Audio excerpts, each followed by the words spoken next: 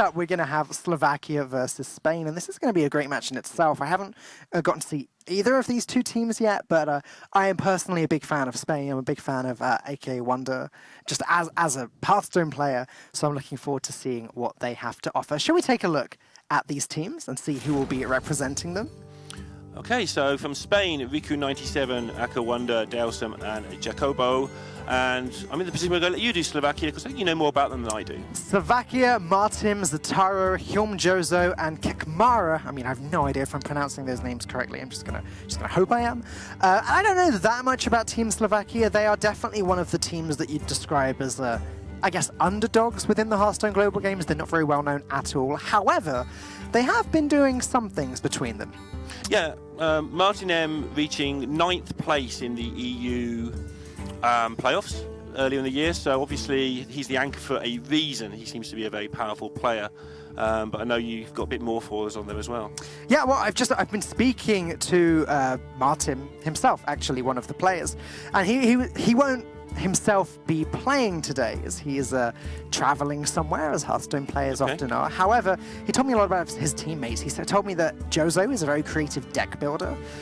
He told me that each one of us has our own way of thinking. That was the way he described Team Slovakia. So we'll be hearing a little bit more about that throughout the series. But they are definitely very confident, quietly confident. That's actually very important, having your own way of thinking. So take Denmark, for instance, you've got the Hoy twins.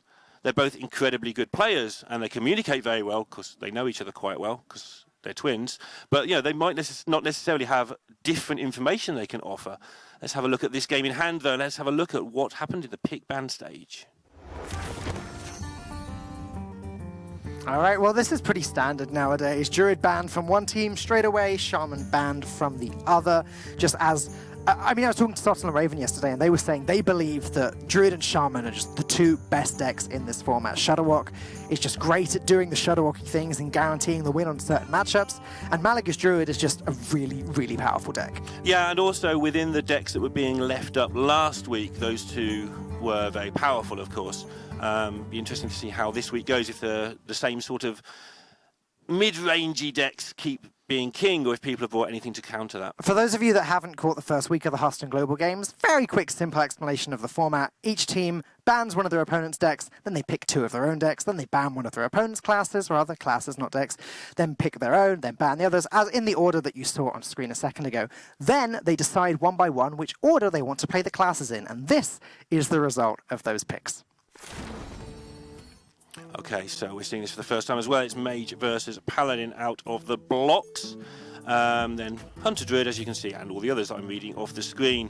No Martim there for Slovakia. Could be a big deal when one of the smaller teams loses their anchor. This is completely blind pick, so obviously when Slovakia decided Zataro is going to play first with the Mage, they did not know that Spain would be playing Paladin, etc, etc. They picked one at a time, all the way to the bottom, and these are the matchups that they have ended up with. So we're going to be starting with Mage versus Paladin, which is a tough matchup for the Mage, simply because Paladins with Divine Shields and things can be very, very difficult for the Mage to deal with. They can only use one AoE a turn, usually. Sometimes they can squeeze in a Dragon's Fury, but depending on how much they have to play around level up, and this is where it gets really difficult, because the Paladin can just bluff having level up by just hero powering every turn. Yeah, one thing we saw last week as well were teams not always using that hero power option, so the way you described it is the way I play it, which is keep threatening level up, keep pressing the button.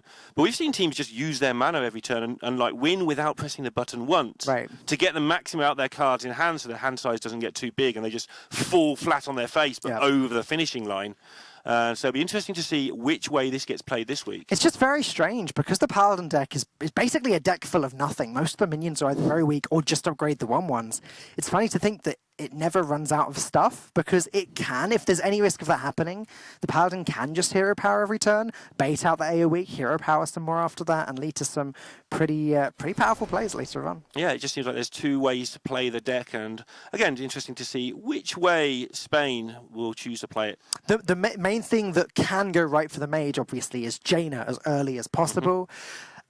because then the 3/6s tend to trade very well with the 3/1s. The 1/1s tend to be very pingable, and that point forward, the Mage can gain some real momentum and win the matchup. Yeah, if they're in the game going into turn 5 and they just get into that AoE run where they Dragon's Fury and then they've got a Blizzard available, Right. which they don't always necessarily have to take, force the Paladin to use its hero powers maybe to actually threaten you. And if you get high enough health total, maybe even force them to level up and then clear everything if you want to be brave. Of course, the Paladin doesn't have a great deal of burst available to it. The Mage has a lot of options, but it's those first 3 or 4 turns. If you can get the maul that gives Divine Shield, yeah, that can just be the end of the game there and then. We've talked a little bit about Slovakia now, Lorinda. What can you tell me about Team Spain? Spain are just a powerful team. I mean, led by Akawanda, who's had a terrific season already. I think he's had 3 top 16s, and he hasn't played all of the qualifying events. He's just gone to lands a lot. Amazing. Guy is an absolute celebrity. I've told this story before, but in DreamHack Valencia last year, he wasn't playing in the event, and he was going to turn up on the Sunday to cheer on the other Spanish team. That's how much community spirit there is. And people met him at the airport while the game was going on in the venue. Just an absolute hero in Spain. Yeah, the anchor of the team, Riku97, also came 6th in EU playoffs this year. That's not bad at all. I know, there's a few decent players getting very close to those World Championships. I mean, those later stages of playoffs and such like. And you're going to be hearing a lot more again with the tour stop system of not the lesser players, Akawanda's not a lesser player, but some of the other players like Delsum, etc., who is a powerful player in his own right at the moment. But getting into game number 1, Slovakia just throwing away everything. And this is not a bad start they've ended up with now. At least they have some things to put on the board. They've got the Gluttonous Ooze, which can be vital in dealing with one of those weapons. They've got Sound Chain Gangs, which, again, 2/3s tend to do an okay job at blocking 1/1s from hitting the face. It's very weak to Fungal Mancer and level up, though. That's an issue. Yeah, it is. So he does... See how they do choose to go on with this at the start, actually. Just don't take much early damage. And not the greatest hand from Spain, it must be said, either. Get ready for some hero powers. I've said it before, I'll say it again, but there is no bad odd Paladin hand as long as you've got that hero power to press. Yeah, I mean, it's just the threat. The second you actually have to use your threats, things become interesting, because then the Mage, if they can... Let's say you use your Fungal Mancer, you're not scared of it anymore. Okay, you take a chunk of damage, that's the whole point of being scared of it. But if you're in a position where you can handle it, then that's a reasonable pickup. Interesting to see how they choose to use it. The whole thing about Righteous Protector, protecting your board, not so relevant against Mage. Yeah. Just because the Mage doesn't really have minion-based threats a lot of the time. Although, as you can see with that Chain Gang you pointed out, we may get more threats on the board from the Mage this time. And by threats, I mean things that can kill your minions. They're not going to ever kill you by going to the face. There are a lot of different schools of thought of how you can start with the odd Paladin in this position. Against some matchups, it's correct to play the Righteous Protector and then coin out the Veteran to make it a 2/1 Divine Shield taunt. But yeah, Delsum going to save the coin because then he's got that threat of the level up 1 turn earlier. Yeah, they've also got this Divine Favour to play around, which will be interesting because obviously the Mage builds up hand size. So we might see Spain go with that other strategy of, well, we might not because their hand is not built for it at the moment, but we might see them go that other strategy of just lump our stuff onto the board, see what happens, and then do it all again with Divine Favour, and then start using the button strategy. And most importantly, that was the plan when they did the Mulligan, right? The Divine Favour was the only card in which they kept. So it's good to see, it's good to get an idea of where they were going with that. The hand they ended up with hasn't quite worked out. So Taro taking the whole turn there obviously wants to take the time to think about the play and also give the illusion that he has other options. Maybe a Doomsayer or something. This has given them some choices because they can get a total of 7 attack on the board if they choose not to go the button strategy now. They haven't got any buff, which obviously is a shame. If they've got a Raid Leader, then the Void Ripper becomes more terrifying because it basically gives you +1/+1 to all your minions. This is a decision point. This is taking a long time because not only do they have to decide between 2 reasonably interesting options, but they've got to plan out their whole game. And again, how does that Divine Favour fit into your strategy? If you press the button, your Divine Favour becomes weaker, you do less early damage, but also you make those threats you're talking about. And so they're splitting the difference and just going for still getting 5 attack on the board and keeping a card back. What's really good about having that Void Ripper in hand is that they don't need to play around Doomsayer at all. Like, my gut reaction then was to start counting attack to see if they were able to deal with Doomsayer next turn. As it happens, they are. Atreus Veteran buffing another one of those minions would put 7 attack on the board. But the fact that there's a Void Ripper in hand means they don't even need to think about it. Doomsayer comes down and Zataro has essentially wasted a turn. Perhaps. And not a fun decision for him here either. I mean, got to discuss the option of playing the Ooze, but next turn is your opponent's weapon turn. But do you ever really recover? Because if you play on 4, you're going to play the Chain Gang anyway. When does this Ooze actually get played? Maybe you save it right the way for Vine Cleaver later. Oozing a Vine Cleaver is a very good way of slowing that Paladin down, because Vine Cleaver just seems to represent so much of the late game damage that this deck outputs. And you take 2 off the board with a ping, you effectively take 3 attack off the board with the Ooze, one way or another. So I've just been glancing through the deck lists, Lorinda, and it's just really struck me as interesting. Spain's Mage is actually Aggro Mage, and it reminds me, I was glancing through all of the deck lists over the last few days, and there are a lot of Aggro Mages instead of Big Spell Mages this week for the Hearthstone Global Games. Good. I wonder why that is. Because everyone's bored of, wait, no. I think it's a reaction to last week. There was a lot of sort of slower decks hanging around last week, and the Aggro Mage has a better chance against a lot of those decks than maybe just grinding out the loss to the Shudderwock or the loss to the Druid. Yep. Well, not so much that, but you know what I mean. Those mid-range decks just tend to get the Mage done. I mean, there are many, including Sotul, who would argue that Aggro Mage has no good matchups. It has a Mana Worm. That's its good matchup, drawing Mana Worm. But this is Spain we're talking about. They'll get Mana Worm, they'll be fine. Right, now it's Dalesom's turn to work out what to do. It looks like they're on the button press plan for now. Void Ripper doesn't seem to do anything particularly useful for them.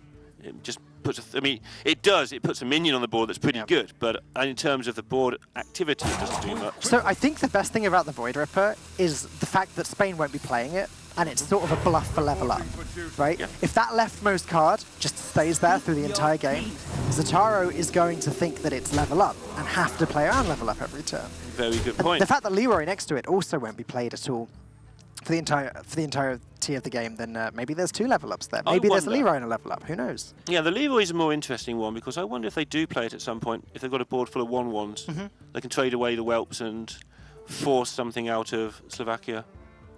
But yeah, overall, you're right. Those cards are going to be used as level ups and Fungalmancer bluffs for the largest part. And the issue for Spain is that now they've used the coin, there's no threat of Fungalmancer coming out next turn, which means Slovakia can feel somewhat okay dropping Saronite Chain Gang here, as it would eat up the Atreus Veteran, or both Atreus Veterans and the 1/1. Like, there's no risk of Fungalmancer buffing everything. Obviously, Raid Leader exists, and the Maul, the Blessed Maul exists, etc. But this play isn't looking so bad this turn. Yeah, and nothing really works here for Spain particularly well. Obviously, there's no immediate danger, but the problem is they haven't done significant damage, and they're headed into that dangerous turn 5 where you expect your board to be cleared sort of 2 times in the next 3 turns, usually with Dragon's Fury and or Blizzard. As it happens, they are going to get 1 more turn of attack through. What were the names of the 2 1/1s that were lost in the jungle? Remind me. George and Carl. George and Carl. I really need to remember that. Good job I have that written on my whiteboard at home, or I would have fluffed that incredibly badly. George and Carl. So they get lost in the jungle and then found by a Vine Cleaver? Yeah. Yeah, if you read the flavor text on the card, this is like George and Carl went missing, except it's more flavorful than that, because I'm not a flavorful person. And then Vine Cleaver says, and there emerged George and Carl, or something like that. Law with Lorinda, law with Lorinda, law with Lorinda. Wow. Yeah, law is not my strongest point, usually, I must admit. I'm not going to lie on that one, because everybody knows. I'll lie about things people don't know about. There was this one time at camp. Anyway. I wanted to hear that story. Raven Familiar seems a decent way of picking yourself some more AoE. Spells don't cost much in Paladin, so... Zatara is getting to that okay spot here over the next few turns where he's going to have Blizzard into Flamestrike, and he should be good to go. It's really Divine Shield from the Oh, which maul is it that gives the Divine Shield? Divine Shield Maul. Divine Shield Maul. It's really the Divine Shield from the Divine Shield Maul that causes the Mage problems early on. But unfortunately, Spain hasn't managed to create a board that sticky, and Corridor Creeper being drawn very late also means that that wasn't able to push any early damage. And at 20 health, Zatara is feeling okay here. Okay, so he does roll the Blessing of Might for Dalesome. Obviously, there's 2 5-drops, 2 1-drops in terms of spells. They're not drops, they're spells, but you know. It does pick up the Polymorph, which isn't that great in this situation. Ooh, it's got a bit better. They've got the Blizzard to sort things out, though. Raid Leader is 8 damage this turn if Spain wants to take it immediately. Leroy Jenkins is 10 damage this turn if Spain wanted to take it immediately. Right. They may be looking at Raid Leader and Void Ripper on the same turn.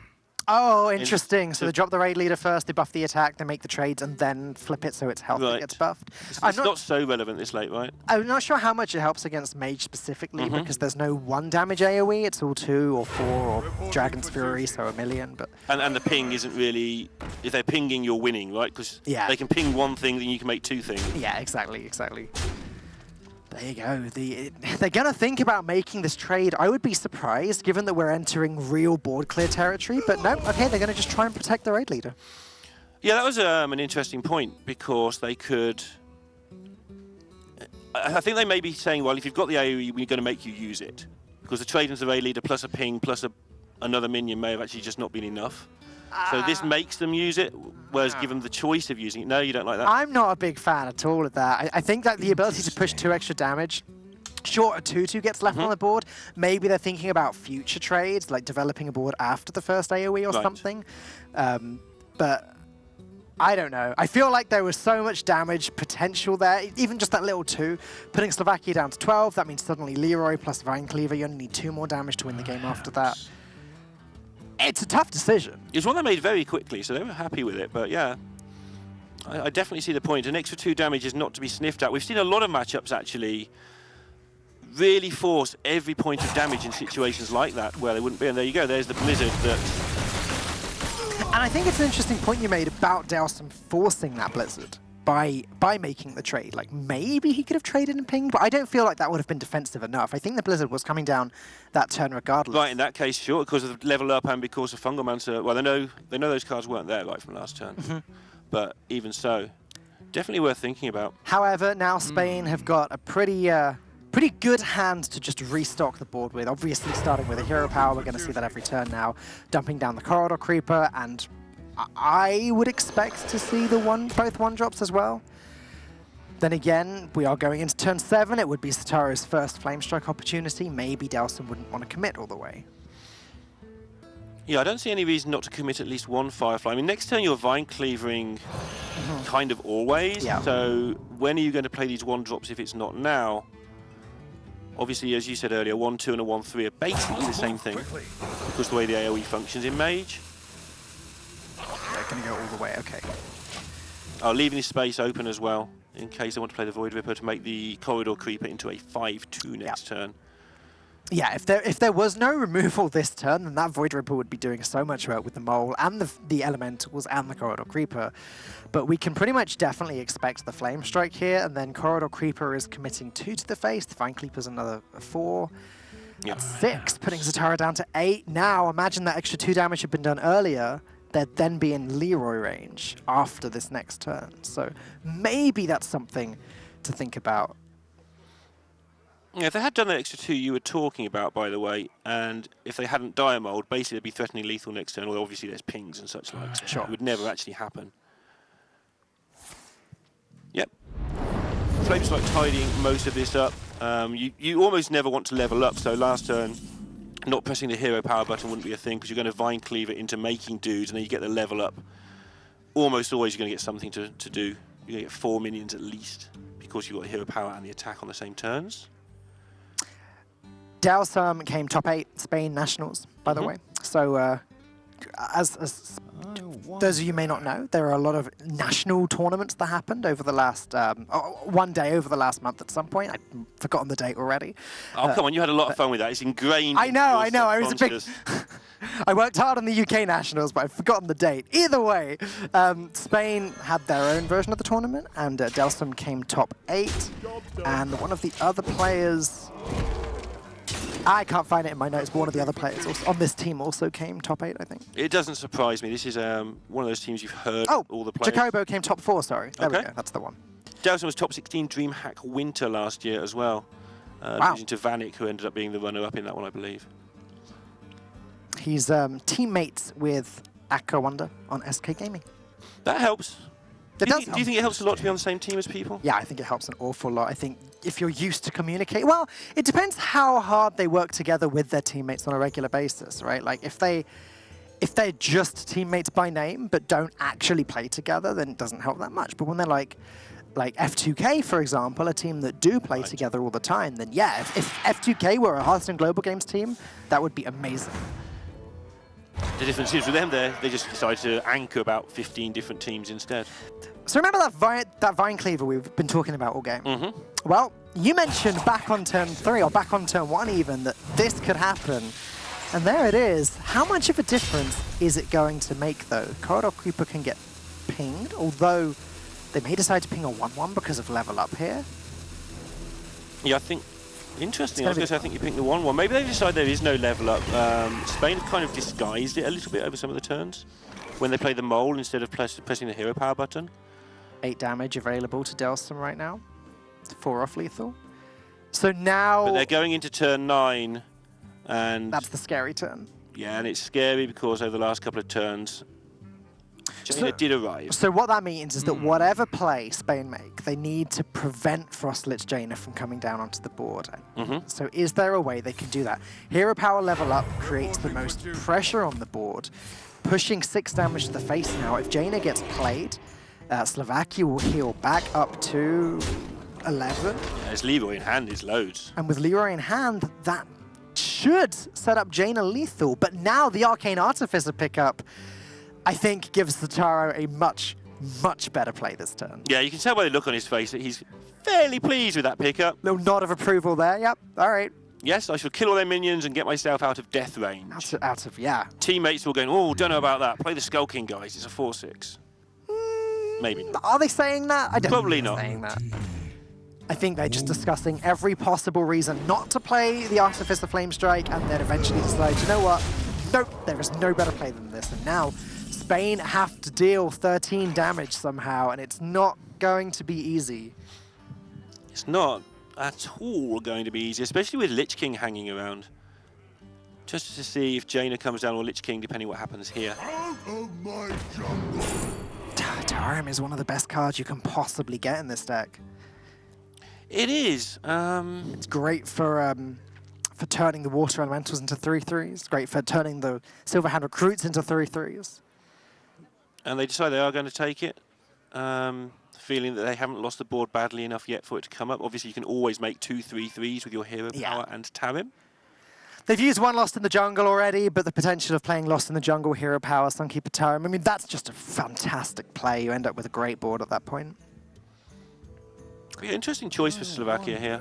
It's a safe time to play Jaina. If you get Jaina down at a safe time and then start gaining that health, then the Lich King just dodges things up next turn. That looks really powerful.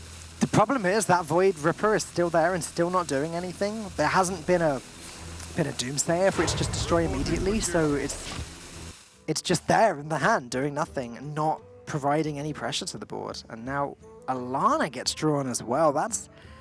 I mean, okay, better to play Jaina first to sort of help stabilize, start getting these lifesteal minions out, start healing, but Dragoncaller Alana is already going to be several 5/5s. This is... Yeah, it's plenty. You need like 3. Yeah. It's definitely at least 2.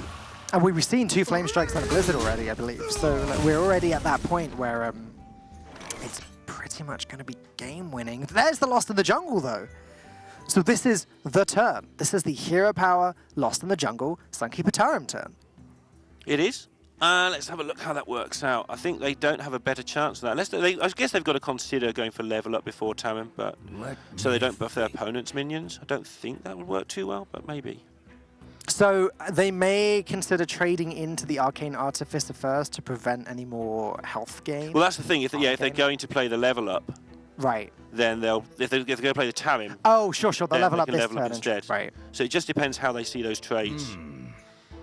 No, you're right, actually. I was tunneling in on the Sunkeeper Tarim there because of the water elemental interaction, but this turn, because there's only one, maybe... I mean, that's definitely an option. But they know about the polymorph, don't they? Because they won it in the... Oh, that's true. Off the Raven, so your Tarim's going to get polymorphed anyway.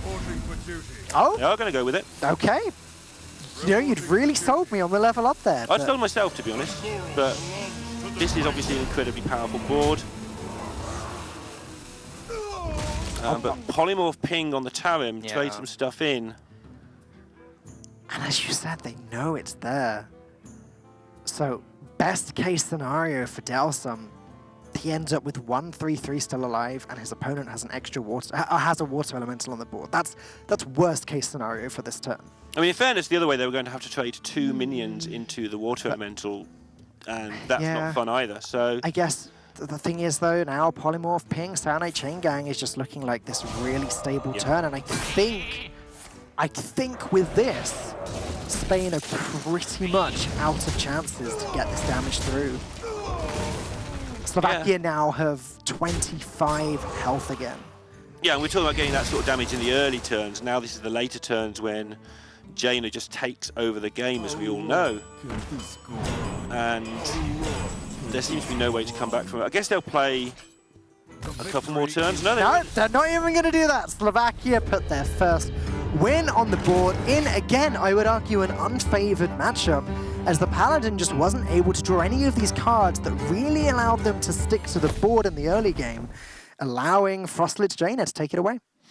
Yeah, and take it away she did, and that puts Slovakia in a really good position looking at the next matchup, which is Hunter versus the Druid.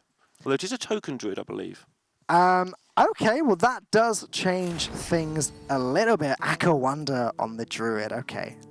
I just love watching Akawanda. I don't know what it is, Lorinda, but in all of the tournaments he's in, Akawanda is just such an exciting player for me to watch. He's fun to have around a room as well. Whenever he walks into a room, everybody just cheers up because Akawanda's there. Yep. Whether you're a fan or whether you're not, you just can't help but be happy that he's around.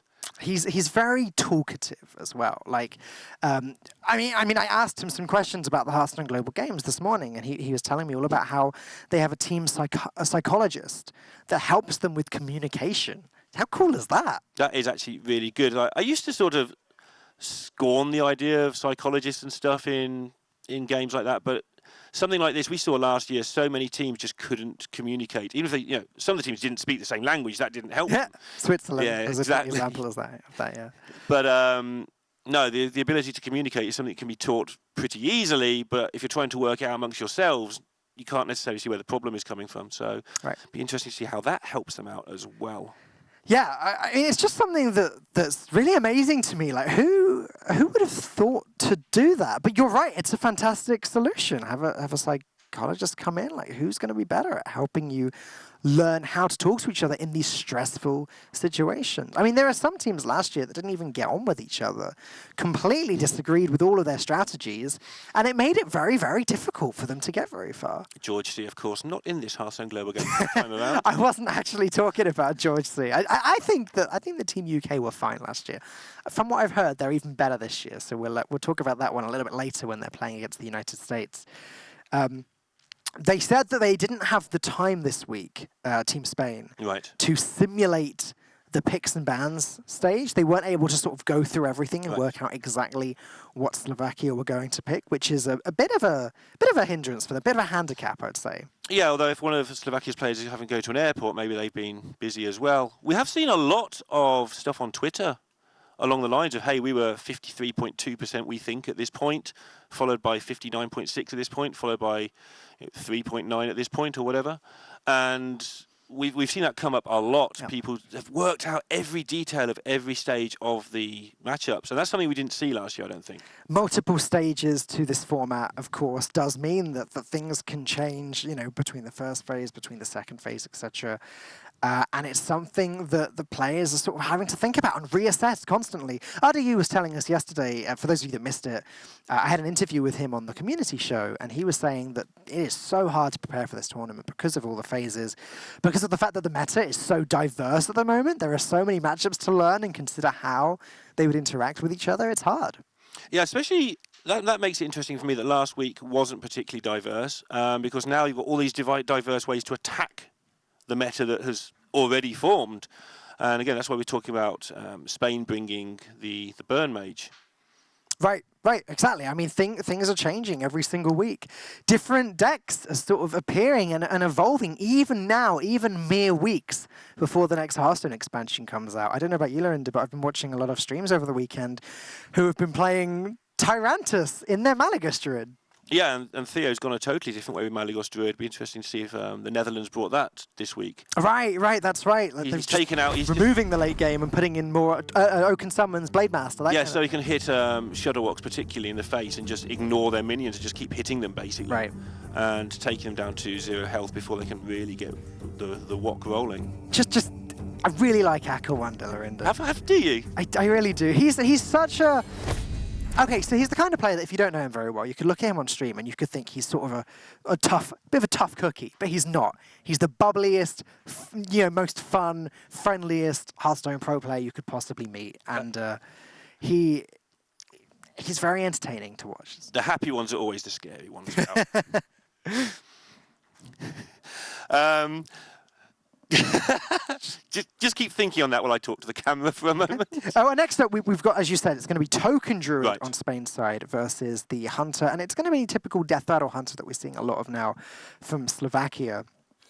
So big question, or big thing I'm wondering here is how much AoE is there in this Hunter deck? Because that could be a pretty serious problem if we get to turn 8. I'm going for none. I'm just checking that I'm not crazy. I think it's just Rexar, isn't it? Just Rexar plus whatever comes from Rexar. Akawanda got through Quest Warrior with this Druid deck in DreamHack as well in the round of 16. Okay. Sorry, Zorkthar. Yeah, so I think it's going to be tough for the Druid, for the Hunter to get past the Druid when the Druid goes wide. Obviously, Spreading Plague is a big tool. The one thing the Hunter can do to sort of get down onto this board early is they can drop the egg, they can play dead, they can have 5/5s. Because Spreading Plagues aren't very good against 5/5s. However, they are good against eggs. So if you're thinking that when you cast Spreading Plague, yes, one of your 1/5s has to contest with a 5/5, the other one has to contest with a 0/3. Yeah, and even if it's buffed, I think they've got one defender, I seem to remember. And they have It certainly goes to 1/4 and still can't proc itself. And this is the list that runs Keleseth as well. So okay. A lot of the lists recently have been running Loot Hoarders instead of Keleseth. Some people have argued that it's a little bit better early on against aggro. In fact, some people are just outright saying Keleseth doesn't add much to this deck. Loot Hoarders is just better to get to the tools you want faster. Yeah, and there's a Pyromancer version, although that seems to be dying out. When we're talking about this particular deck, we do need to talk specifics a little bit more. Yeah. There's so many variants of the deck. There's versions that take all the top end out and just play very defensively against aggro. That one comes up more on ladder than in tournament, but as you can see, this is the King Crush version, which is most versions, and like you've said, it's got the Keleseth at the bottom end. On the other side of things, Spain, this is pretty... that's a hand. I just have to stop for a second. Change my train of thought. Firefly into Keleseth with Hunter's Mark. Hunter's Mark isn't so hot against Token Druid, but the other two cards are looking great. This is classic Token Druid from Spain. What they're going to want to do is go as wide as possible, as quickly as possible. If they could play like Whispering Wood on 4 into Soul of the Forest on 5, before Rexar can come down and deal with all of the 1/1s, that's going to be a pretty safe way to win the game. However, Kakmara is going to get himself onto this board nice and quickly. Spreading Plague turning up. I was about to make the point that Spreading Plague was the thing they were missing, just in case of any solidification. That's a difficult word this early. Of the situation, but now they seem to have a good bit of everything. But like you say, I mean, Keleseth starts can just curve into a win in pretty much any situation. They do have obviously 3 drops to proc eggs. They have eggs. They do have one Tar Creeper. I mean, it's almost meaningless to talk about Keleseth nowadays on 2 because it's very obvious what the result is. You play Keleseth on 2, your win rate skyrockets against any deck. Even in this deck, so in a lot of decks, you look at the win rates of a 50-50-ish matchup, and it's like Keleseth 73% on turn 2, and it goes down to sort of 51 for your second best card. Right. In this matchup, it's not quite so brutal. With this deck in general, Keleseth though is still in the top 5 or 6 cards, even in a deck where people are saying it doesn't do much. Yeah. It's still one of your best cards, and that's what's making it very interesting to see how people are dropping it. Like Loot Hoarder makes a lot of sense to me. It does the same board occupation, it gets into your stuff better. I would like to point out how vital the Firefly draw on turn 1 was for Slovakia. They only run one 1-drop in the deck, and that is a single copy of Firefly. Obviously, Candle Shot is the other vital card for dealing with 1/1s, but the only minion is a single Firefly. They drew it, they got it down, curved into Keleseth. This is about as good a start as they could possibly get against Token Druid. Yeah, they've got the Candle Shot now to start picking things up, and Hunter's Mark to deal with anything nasty, although there isn't much nasty to worry about. But actually getting the damage is going to be awkward. We're just going to ping face every single turn, do you think? Really, now Slovakia need to draw some better stuff. Right, that's the problem Right. when you get this low draw. Like you said, pinging face every single turn just isn't good enough when there's cards like Oaken Summons on the other side of things. The problem I'm seeing is that the start that Akawanda has, the Whispering Woods, the play that I described earlier, Whispering Woods into maybe Soul of the Forest, it's not going to work if there's minions on the board picking off your 1/1 when you play Whispering Woods. Now that's 3 things on the board that can deal with 3 of Spain's 1/1s if they coin them out. It's no good this turn. And ramming that point home by not going face with the damage, obviously you don't very often anyway, but going to need that to pick off what they get the chance to pick off. Double Hunter's Mark as well will be dealing with a Violet Teacher that comes out from an Oaken Summons straight away. Akawanda is...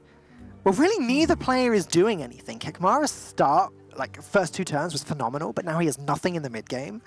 And Akawanda isn't even able to get started. That Spreading Plague, though, could be very big.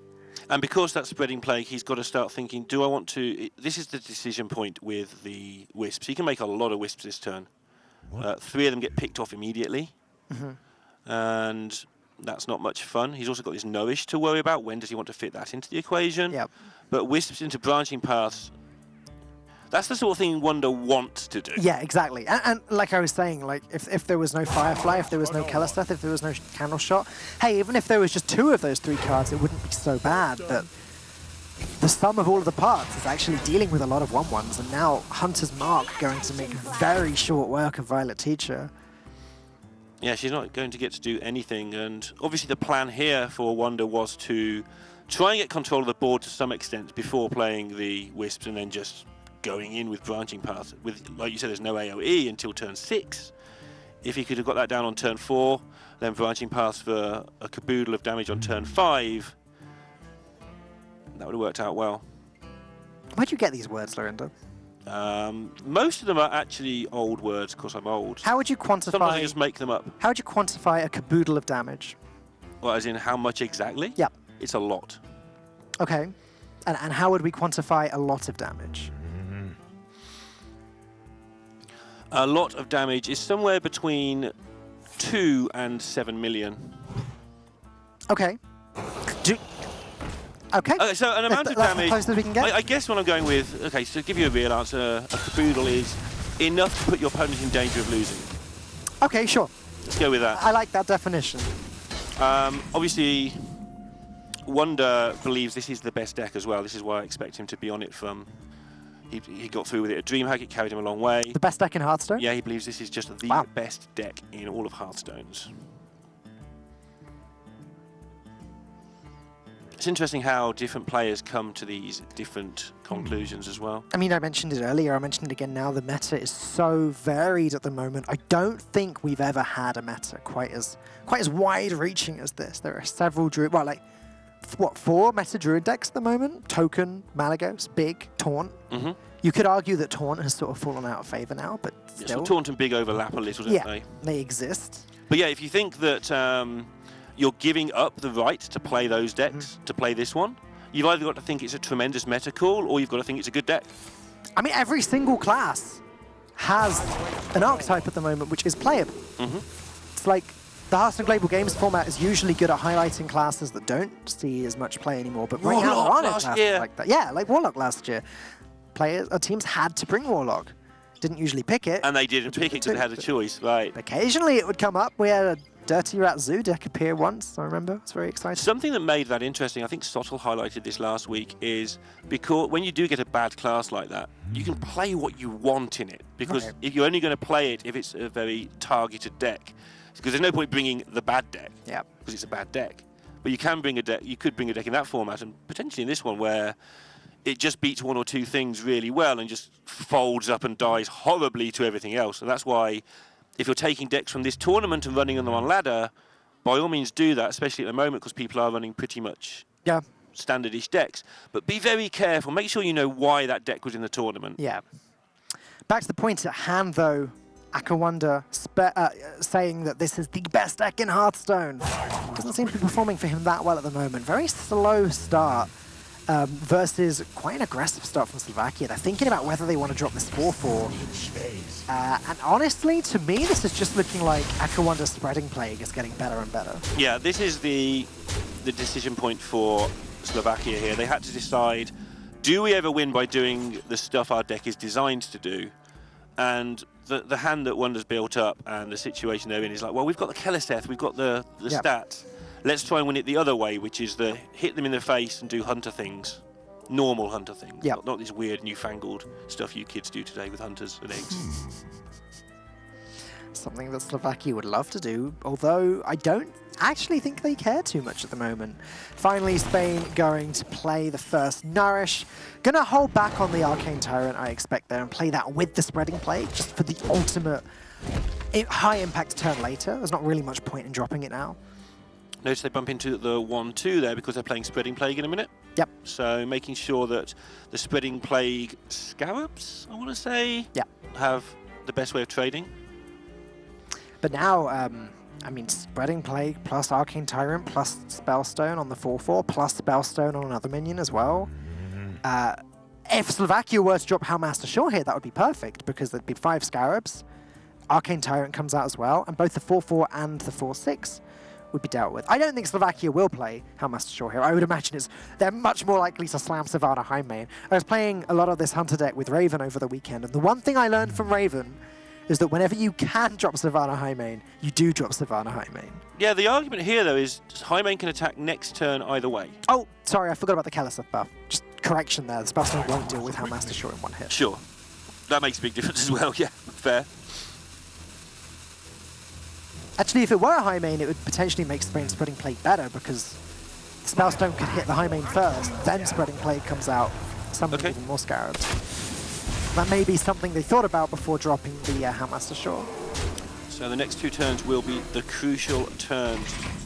Obviously, the Spreading Plague is superbly tempting. Ooh, so is Power of the Wild with the Spreading Plague. Right. With Arcane Tyrant as well. That's so many buffs.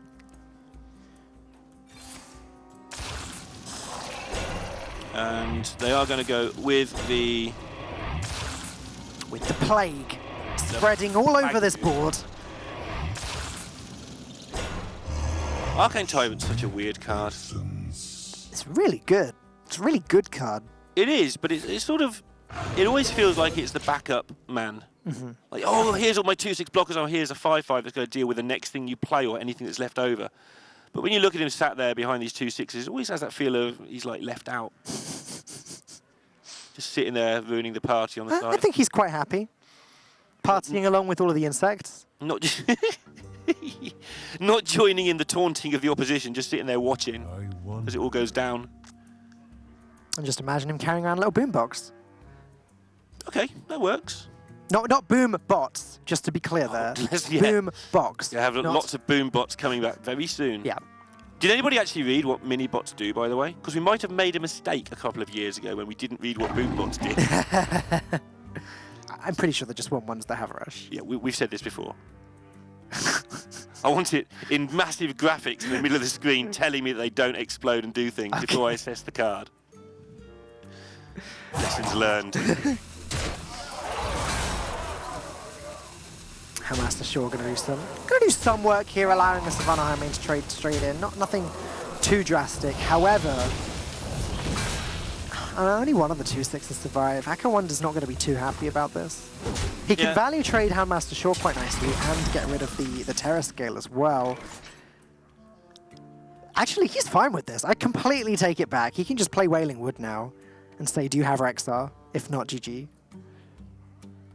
He can. They haven't really tested well for Rexar yet, though. True.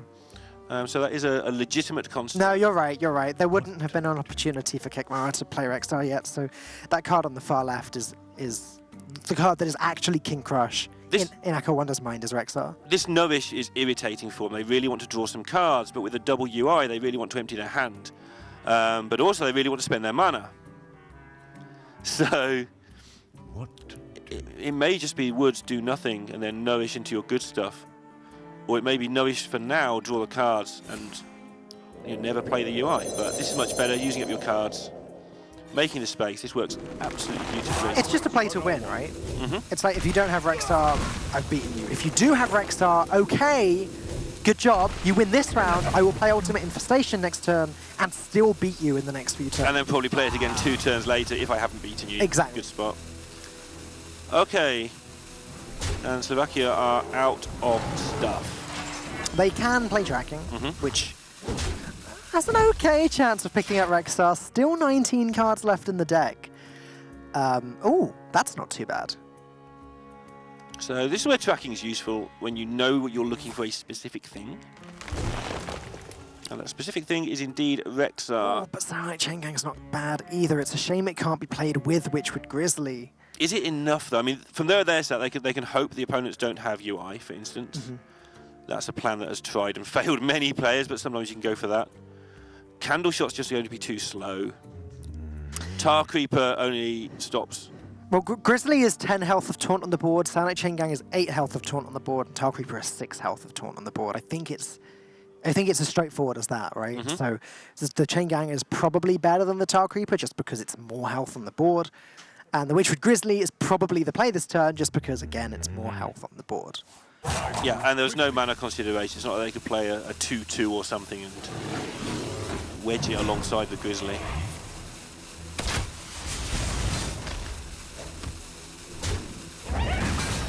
There was also the consideration of taking Candle Shot because you could have it right now, ready for next turn. Yeah, again, that's true. not really that important. But here we go, turn 10.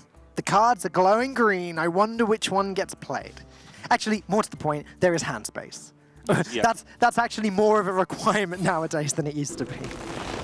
Yeah, especially in this deck because you can burn key cards and have an accident. Not very likely, but all these precise bits and pieces just making sure. And there you go, as we said, like, yeah, sure, if Kekimara did have Rexar last turn, sure, the Whispering Woods gets dealt with, but here we go, there's a second Whispering Wood in hand, and now Soul of the Forest to back it up.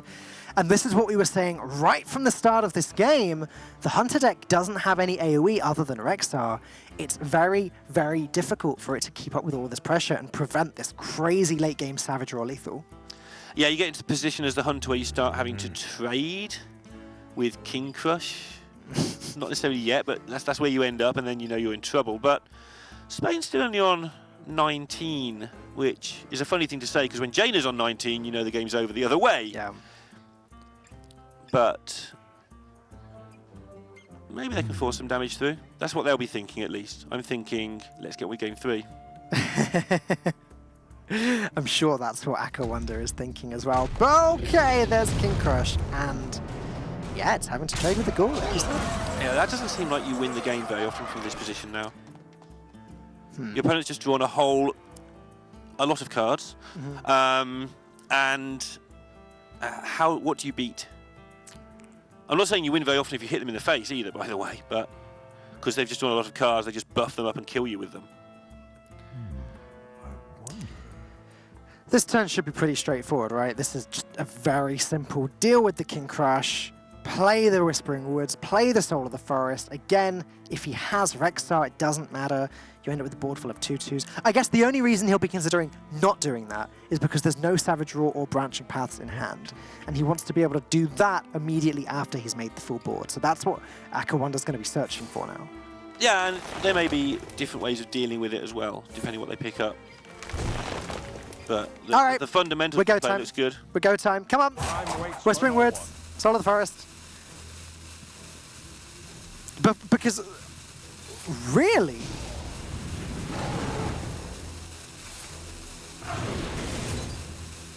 Oh, is it just lethal? It looks like it might just be lethal. Yeah, it is. It's 22. Unbelievable. Okay. All right. And I don't think Wonder spotted it. No. I think he's applauding his teammate who countered it. Yeah. Or applauding us Looks for missing like it. One or the other. Good job, Team Spain taking the win. I mean, it wasn't a difficult win from that position anyway. I was getting a little bit too excited there with the Whispering Woods play. But there you go. Lethal can come faster than you expect when there's a Savage roll. He was applauding someone on the team there, so presumably he's being charged with getting all the mechanical stuff right. And someone in the background is in his ear going, hang on, if we draw this, we win. Yep. And because then you don't have to...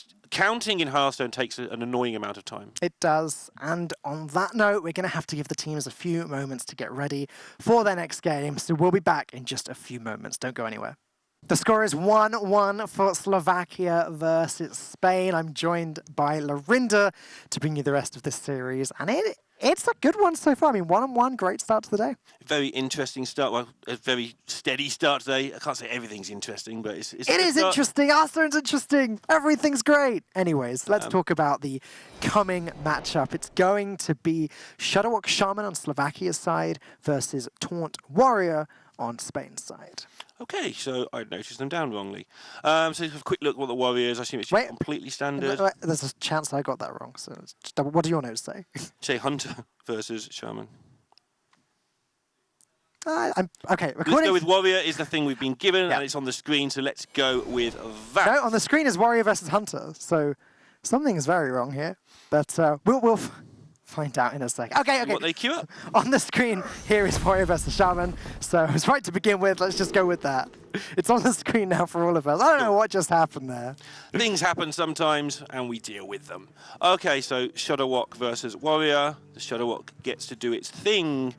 And the Warrior really has very little way of interacting with it other than by completely rushing out the quest as quickly as possible or trying to find a hodgepodge of minions to do a lot of damage with.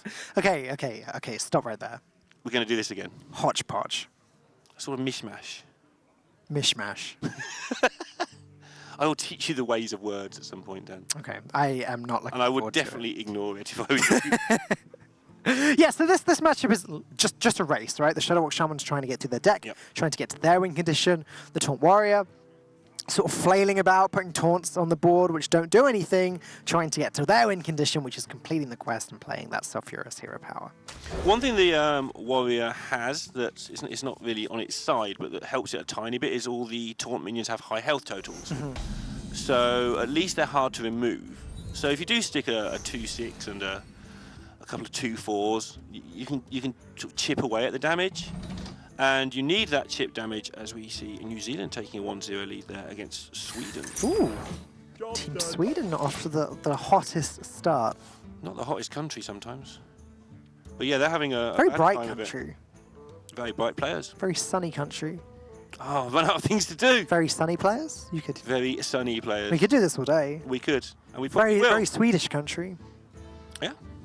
That's very true. Very strong, powerful country as well in terms of Hearthstone global games. I wonder. And so, by trying to just get anything on the board, the chip damage is relevant. We talk about this a lot with Taunt Warrior, probably too much, but if they can get some damage into the Shaman, maybe there isn't a healing rain, maybe they can get it down to 2 rag shots. But the problem is, apart from the obvious thing that the Shaman is quicker, it also has enough stuff in the way that the Warrior has to worry about, like the Manatide totem you can see there. Yeah. So they can't just go straight to the face with everything. They have to take care of things along the way. And also the Shaman has its own bits and pieces, minions, that also get in the way, such as the Chain Gang. What's worked out ideally for the Shaman here is that Slovakia's list is the Keleseth list, which I believe is now the popular list again. I think we've gone full cycle. Right. Because it's like how many life drinkers do we talk about? Well, this list has, what, 2 copies, okay? We're back on 2 copies of life drinker in most of the decks at the moment. We're back on Keleseth being the popular build. And hey, Keleseth is certainly better than Pyromancers against Taunt Warrior. Yes. Spain's list, by the way, is Keleseth, but it's got the Hemet back in it. Okay. And well, what we've seen with Spain, everything they've done is targeting sort of Shutterwalk style decks. Right. The mid-range stuff we saw last week, which I'm calling Shutterwalk for now because it's the best way of wording it without keep saying combo, which puts it outside the boxes. Yep. It's trying to beat those sort of decks so the Hemmet can win the race in the mirror, for instance. So Spain's got a coherent lineup here.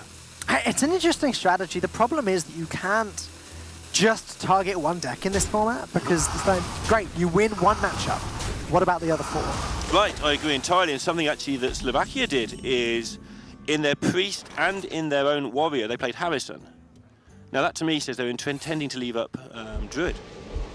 Okay. And they did leave up Druid, but it wasn't the Druid they were looking for anyway, so we'll never know if they were going to leave up Mali Druid. But playing 2 Harrison strongly suggests that. And I was thinking, well, how much do you want to keep putting tech cards in for... I know Harrison can kill other weapons, but realistically for one matchup. Yeah, that's a good point. So I can't argue with that. I mean, it only really does anything against the Twig. yeah, I mean, it does bits and pieces against other decks, maybe a Vine Cleaver or something, but basically, yeah. And isn't it easy just to use one of your bans and get rid of the deck, rather than make a nod to that deck being left up in maybe 3 or 4 different other of your decks, like putting super numbers of tech cards in. Anyway, back to this game. They aren't playing a Harrison in their Shutterwalk Shaman.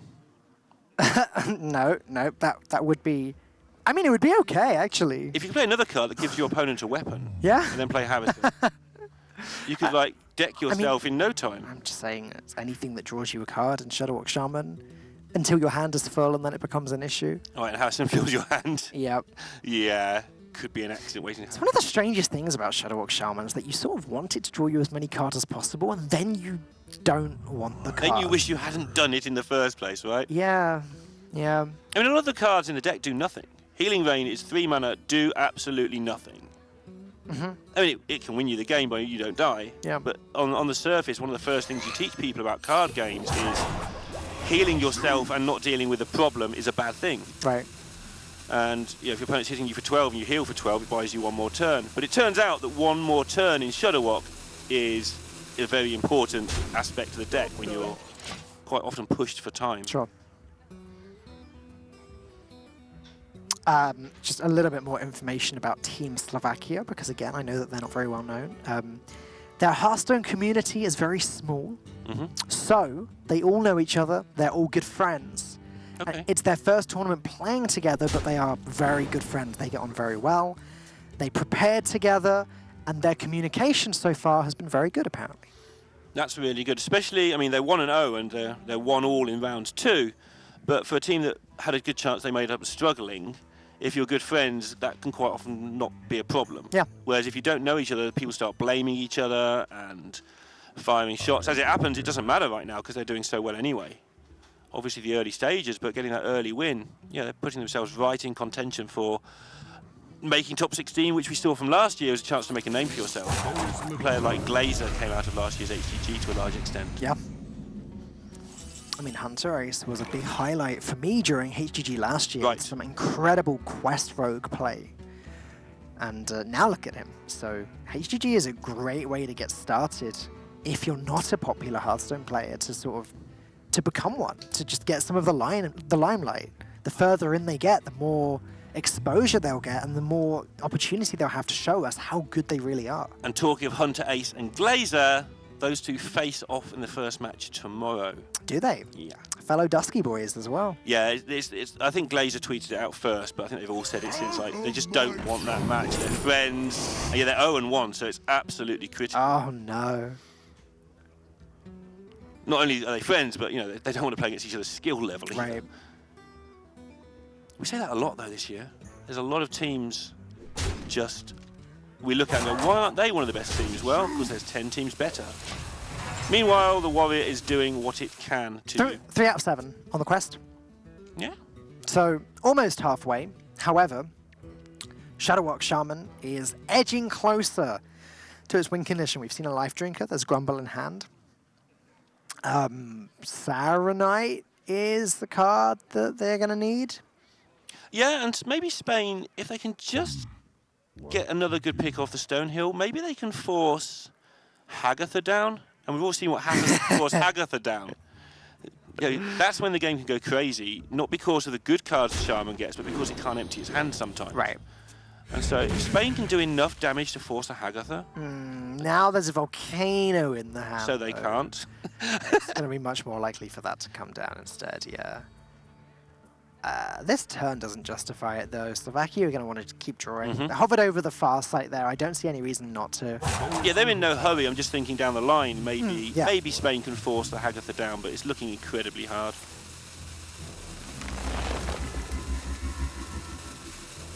Oh, Zero Mana Lightning Storm is potentially going to be good later. Maybe, if necessary, paired with a Volcano. That's a good point. With the high health totals of these taunt minions, Yeah. so the extra 3 damage or 2.5 damage to each one, definitely a big deal.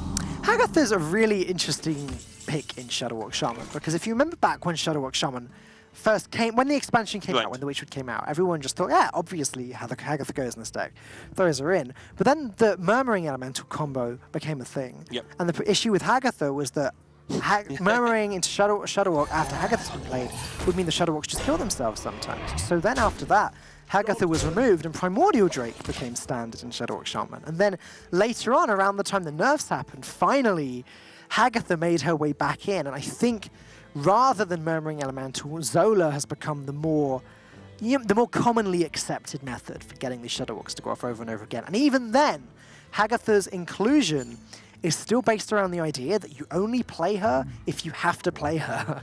And this is a thing that people miss a lot in Hearthstone. We've seen it with people trying, say, spreading plague in Hadronok's Druid. Yeah, and Taunt Druid, Like- exactly, yeah. Yep.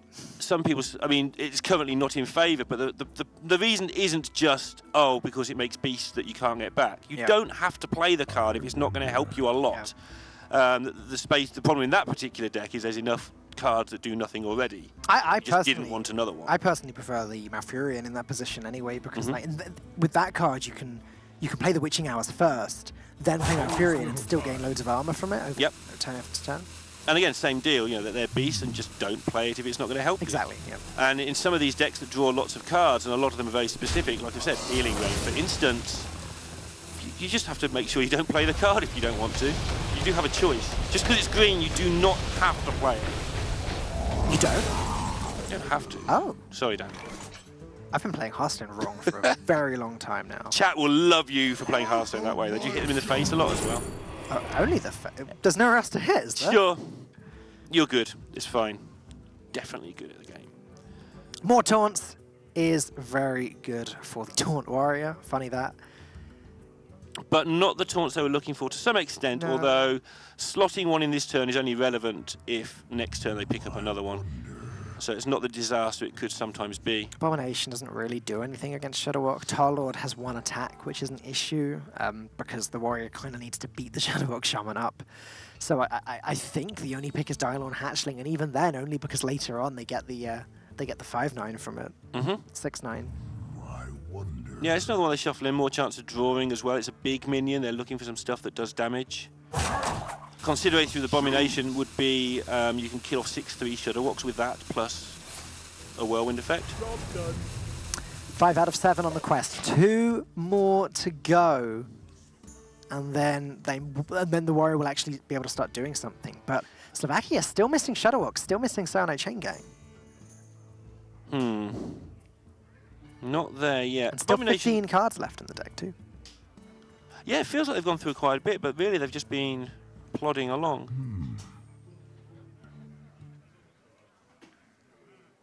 Still not taking any damage though, and they've still got Healing Rain in hand. And this is the problem that Spain have. They haven't been able to capitalise on this slowish Shadowwalk start. Easy for you to say.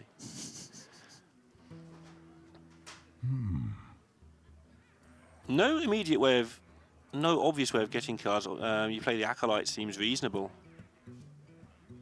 But then you might overdraw. Spain could force you to draw 3 cards from it. That's too much. It's just an issue that they have 10 cards in their hand right now. So it feels as though Hilm Jozo just has to drop Life Drinker and pass or something like that. Maybe, oh. Engaging Okay. mental dislocator. Okay, so we could talk for hours on end about hitting the totem button. We might have to. Shadowwalk Shaman. We might have to. The arguments for doing it against Warrior is that they have a lot of board clears and sort of have to play them sometimes, but the problem with hitting that button in Shadowwalk Shaman is that you end up with a board full of stuff you don't want, and then because of Grumble, you end up with a handful of stuff you don't want, and in Shadowwalk Shaman, having a handful of stuff you don't want is bad. Yeah, it kills your Volcano as well. Yeah, yeah. But again, if you get a taunt, it buys you some health. And if your hand is slow and clunky, they're valuing that health. That's not slow and clunky though. No. By that I mean the Sulfuras, the weapon of Ragnaros. Yeah, now the game actually starts because the Shadowwalk's nowhere near in position, and Spain are going to be able to start firing 8 damage a turn at things. That's another reason to make the totem, of course.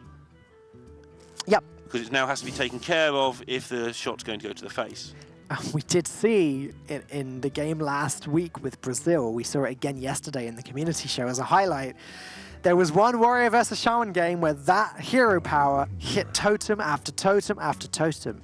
It missed the face, I think, 7 times was the not good. Was the final count. And then we didn't see in the highlight what happened in between, but we did see the Warrior portrait just exploding after that as New Zealand take their 2nd win against Sweden.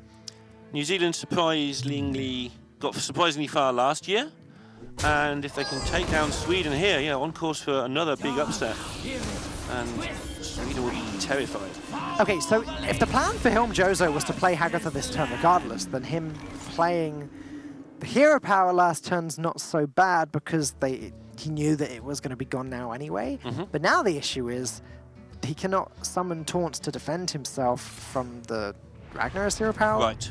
So his plan has to be now just win the game. Problem is, still missing Shadowwalk. Missing Shadowwalk, and Sort of a key part. the clock is running very quickly now. Healing Rain only clears up 1.5 of these shots, but you know that's not even allowing for Sulfuras. It only really allows for 1 turn's worth of healing. And this is what I was saying earlier about buying time but not removing the problem. That removes part of the problem. I really don't like dropping Hagatha here as well for Hilm Jozo, for hand size issues as well. So every time you summon a minion, you add a Shaman spell to your hand, right? Well, the only way of guaranteeing that Shadowwalk goes off as it's supposed to every time is to play the Grumble with the Zola. And the issue with that is that you're adding 2 more potentially useless spells to your hand. Hand is already chock full of spells. This feels like the way to lose the matchup to me. I can definitely see that, and they may have to sacrifice a lot of this. I mean, the value you get from Hagatha is useless, right? You don't want the value almost in this match. You just want to clear things up. Yeah. Like you say, losing the totem as well is a big deal. Bit of defense gone. This is not a value matchup. This is a speed matchup. It's who can get to their win condition first. And Riku's there. He's going to get started right now. And it's down to the Shadowwalk Shaman to, well, Shadowwalk them. And also, is Riku's health total actually relevant here? 39? Like, it might buy them 1 extra turn somewhere along the line, because Shadowwalk doesn't do its thing instantly, even though it feels like it. Right. But it doesn't feel like it does anything instantly. It feels like it takes ages. Well, usually it takes a turn to set up. That's the turn the first Shadowwalk's played. And then, as long as it goes right, then it's usually a kill the following turn. The problem is with Hagatha and with a hand so full, that's very rarely the case. And then there's brawls, and there's 39 from life drinkers might not work depending. And like you said, there's not going to be many Shadowwalks in hand because this hand size issue. And death is looming here. I don't know. I think that okay. Well, there's Shadowwalk, but Grumble's still not been played. I don't think a Saranite has been played yet, unless it was played very, very early on in the game. And this highlights the issue you were talking about. They'd love to just go something along the lines of life drinker Grumble here. Yeah. And that would be a big mess. Or just Zola Grumble, so that the 1-mana Zola's in hand, ready to put Shadowwalk in the hand again next turn. But it's just not possible because the Hagatha was played. I mean, I was confused enough when they used the hero power, but then following up with Hagatha when there's cards like 0-mana Lightning Storms that can do the board clear things instead. Okay, Unstable Evolution is... Everybody hold tight, because this sometimes goes silly. Unstable Evolution is a great card in Shadowwalk Shaman. RDU has been playing it in his list recently and saying that he really likes 1 copy. Kalento played it for the longest time at the start and then doesn't anymore. Just evolve into like 5 charge minions in a row, win the game. Yeah, I mean, or in the real world, play a Saranite Chain Gang and evolve one of those a few times. Sure. You suddenly get 2 7-mana minions for nothing. Playing Zola on Life Drink. Okay, this is getting dicey. There's not going to be a guarantee that the Shadow Walk doesn't whiff this game. It still shouldn't whiff, as long as the Sour Knights come down first, then Grumble comes down, and then Shadow Walk comes down. But I don't know where Hilm Jozo is getting the mana to do all of this and also play these spells. Should point out that Brawl is not in hand as well for Spain, just in case Shadow Walks end up everywhere. We're talking about how it's easy to get rid of, but they've got that Abomination they took earlier, which can kill 6/3 Shadow Walks with. There's a Warpath as well, which is going to do a lot of work, and the weapon Death Rattle is going to proc as soon as Shadow Walk gets played, because the Ooze is going to come off of the Shadow Walk, triggering the Death Rattle. I guess one thing you can say that's working in Hilm Jozo's favor is that he's holding on to all of these 0-mana spells, so that the turn he wants to actually add important stuff to his hand, he can just dump them immediately. He could go Lightning Storm, Healing Rain, regardless of the situation, then play Shadow Walk, I guess. Extra Healing Rain's also looking pretty good for him, to be fair. Yeah. So he's definitely probably okay, but it's going to be interesting to see how they unlock this hand size issue. Because they've got 2 or 3 turns at it. But that's all they've got. And this just highlights how hard this is for the Warrior, this match. Like, most things have gone their way. And it can still, they can still lose.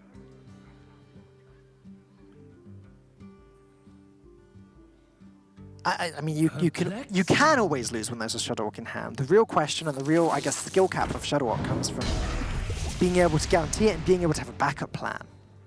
What is the best possible chance of getting that Shadow Walk to proc? Again, for me, it's grumbling the Zola. And then that means if Shadow Walk doesn't do what it's supposed to, you can then play the 1-mana Zola on top of the Shadow Walk and get a whole other go at it.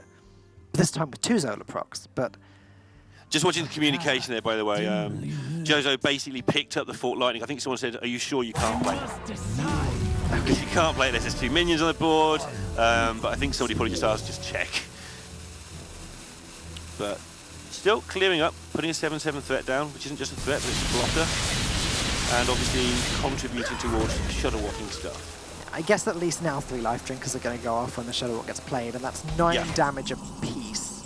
I think that's the big deal. It doesn't just present a threat, but 9 damage or 9 healing undoes all the damage that Spain do each and every turn as well. Still no good if the Shadow Walk doesn't duplicate itself and add more copies to the hand. Sure. Like, dealing 9 damage once is not going to win the Shaman the game.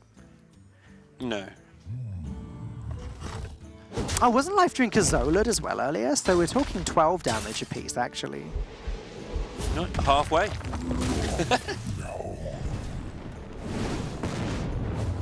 Spain have been pretty precise as far as I can see, making sure that as many of these shots as possible are going to face. Never end. Our vigil should never end. And again, just putting damage down really, not hurrying about drawing cards or anything, just getting on with as much damage, in this instance 4, as they can get on the board in each turn.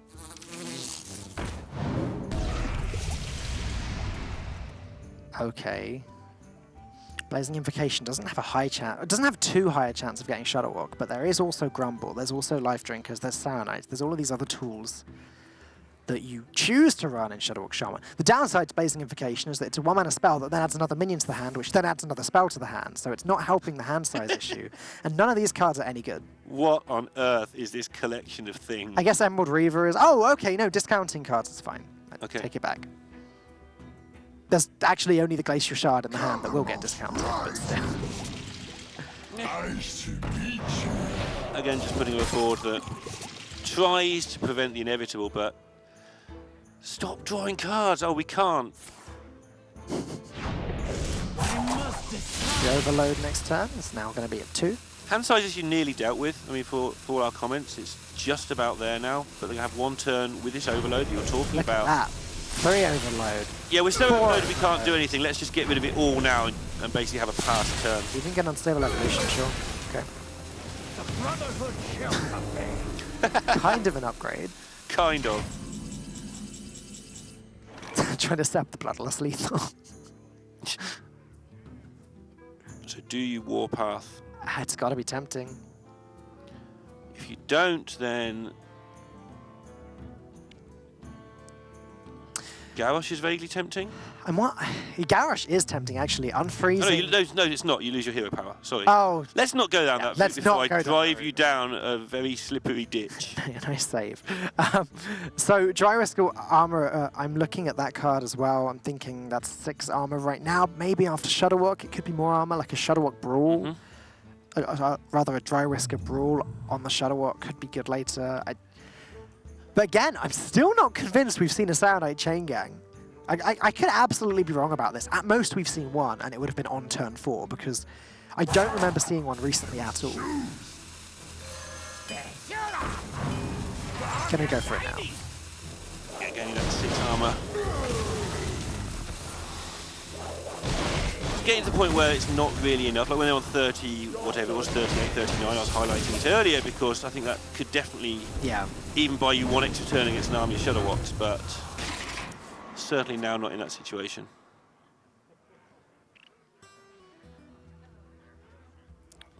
Just another useless card. And it's like, yeah, okay, you could play it now on your pass turn, but then you have another turn next turn where you can't really do anything. So, Healing Rain? As stupid as this sounds, given we've been complaining about hand size being too full this whole time, I wouldn't mind Hilm Jozo just dropping both of the card draw cards here. Okay. 2 minions on the board, defending him from the hero power. He's not quite in lethal range yet, unless Spain run the usual hero power twice card, which I find very unlikely. Oh, they do. They do run 1 copy of Blackwell Pixie. Okay. It's Aka Wonder. He likes his twists and his turns. He's a bit of a fan of that. His Cthulhu's. So we're talking 16 damage from hero powers alone, and then plus the weapon. I mean, that's still 7 mana, and both need to go face, and the weapon needs to go face, and that actually protects Hilm Jozo anyway. So now dropping the mana tide and playing Ancestral Healing seems to have worked out pretty nicely. This looks too safe to me. I mean, you do have to play around the Pixie. There's only 7 cards left in Spain's deck. But he's played around it. And it's in his hand. But he's played around it, even without the healing. That's what I mean. Like, it's 7 mana total to use the hero power twice and play the Pixie. Okay. And then the Acolyte protects from the weapon. I guess, is there a shield? Yeah, I guess there's a shield slam available. So there is some logic behind it. So he's playing around shield slam plus the Pixie. But even then, like, it would still only be a 50-50 for lethal after that, because there's 2 minions on the board and the weapon only deals with 1. I'm not sure. This play seems too passive to me. Okay. Let's see who gets the best out of this situation, all the cards being drawn. Is a Saronite? Look at the headache this is giving Slovakia as well. As I think it gives everybody, even the players who are super proficient in this deck seem to have regular headaches playing it. Yeah. Down to 13 health. Remember, those life drinkers are absolutely massive. This may just have to be Shuttlewalk here. And again, if no Saronite has been played, imagine if there was a 1 mana Zola in hand. They could afford to play the Shuttlewalk, gain some health, and then play it again next turn. I think they have to take out the Pixie, don't they? Otherwise, they're just going to die to some things. So, what, freeze the Pixie and deal damage to the Acolyte with the Avalanche? That works, right? I mean, you've got to get rid of it, yeah? So, yeah. Freezing is fine, yeah? With the Avalanche.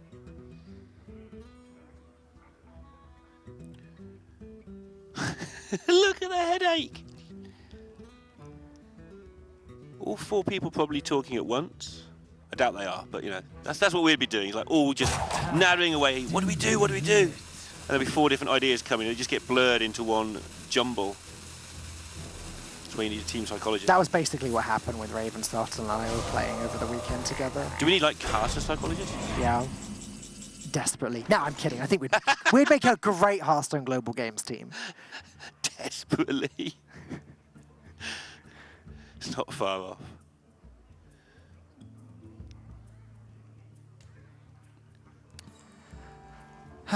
Okay. Riku now knows that Shuttlewalk is going to be an option from next turn onwards if that was the first Saron I played.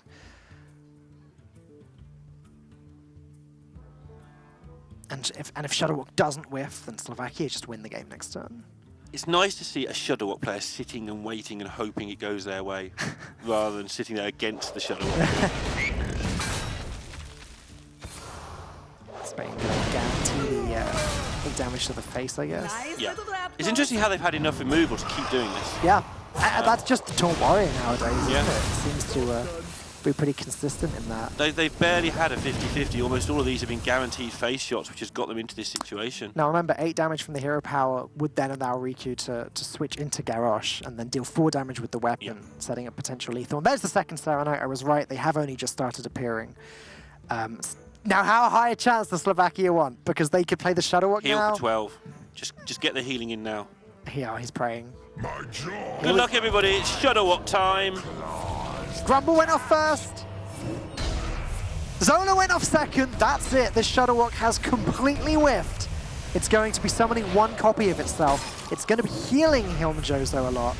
But that's it. That's where it ends. We've seen so many whiffed walks in this tournament.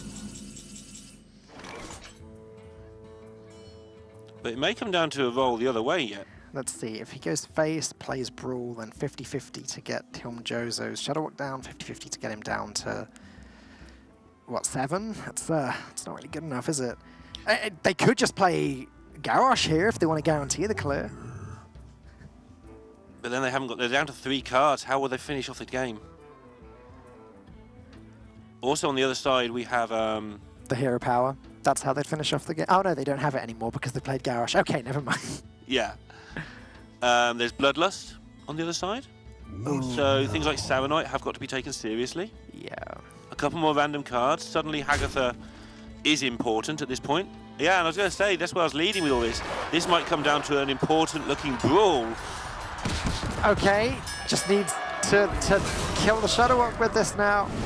All right.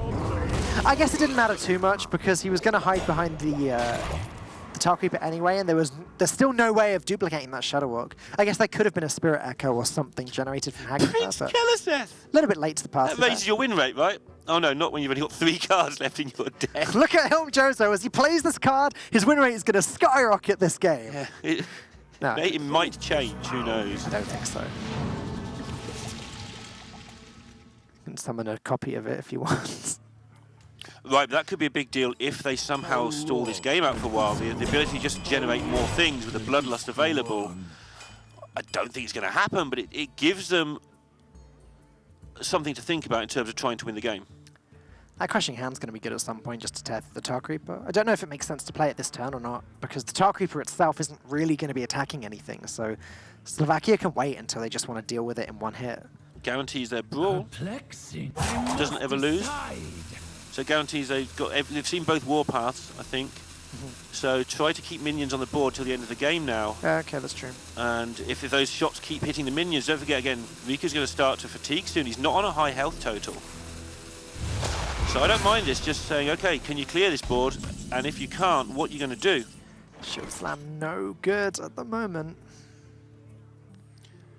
It will be good at some point if Slovakia are ever down to 4 health and Spain can Shield Slam away a taunt and then, you know, Garrosh attack the face, because the Garrosh generates the armor. Right.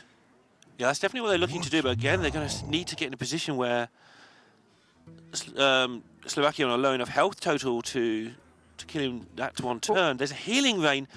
Honestly, I think if Slovakia healing rain here... I mean, this start of this turn is pretty obvious, right? There we go. We press the button. Deals the worst target. That's not good. Not a good result for Rico. How does Spain win this? I mean, there's definitely ways with this. You know, they hit face twice for 8. That wins. But with Healing Rain, with a chance to generate more minions, with Bloodlust, plenty of removal. So Spain getting it done with minions seems unlikely. It does depend what the last 2 cards are, and obviously, apologies, but tracking like Execute, I think they're executing starting hand. But I don't think there's much removal left. We've definitely seen both. I was just going to say Hilmjozo still has the Sandbinder in his hand. That's potentially the last minion. Okay. Oh no, we've only seen 1 Glacial Shard. Which means he can't really play the Sandbinder because he doesn't want to thin out his deck anymore. Probably doesn't, yeah. How good has your deck tracking been, Slovakia? Do you know what the last 2 cards are? Because if they know there's not much removal left, then they can go pretty wide. And with Bloodlust in hand, they don't have to actually kill Spain, they just have to get Spain low enough to die to fatigue. That's true. So Sandbinder into Glacial Shard, freeze one of these minions, got 4 minions on the board. Next turn could Lightning Storm Bloodlust. Yeah, I can see it, I can see it. But the first thing they've got to make sure they do is have enough minions in hand to win the game, and enough minions on board to not lose the game. Right. And it's going to be this balancing act for the next 3 or 4 turns.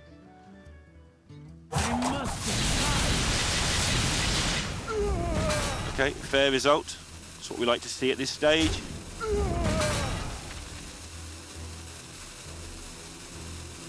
How much you want to healing rain your minions compared to your face? Healing rain here seems good to me because you get enough on your face and you protect these 2/3s from any whirlwind effects that may be remaining. I'm almost out of cards. Second brawl. Healing Rain seems to be just the one of the best cards from Hagatha. It does. We've seen it this tournament at least. Boom! 8 to the face. Okay. And I think that's because if you're playing Hagatha, you're behind on board. If you're behind on board, you might be low on health. Right.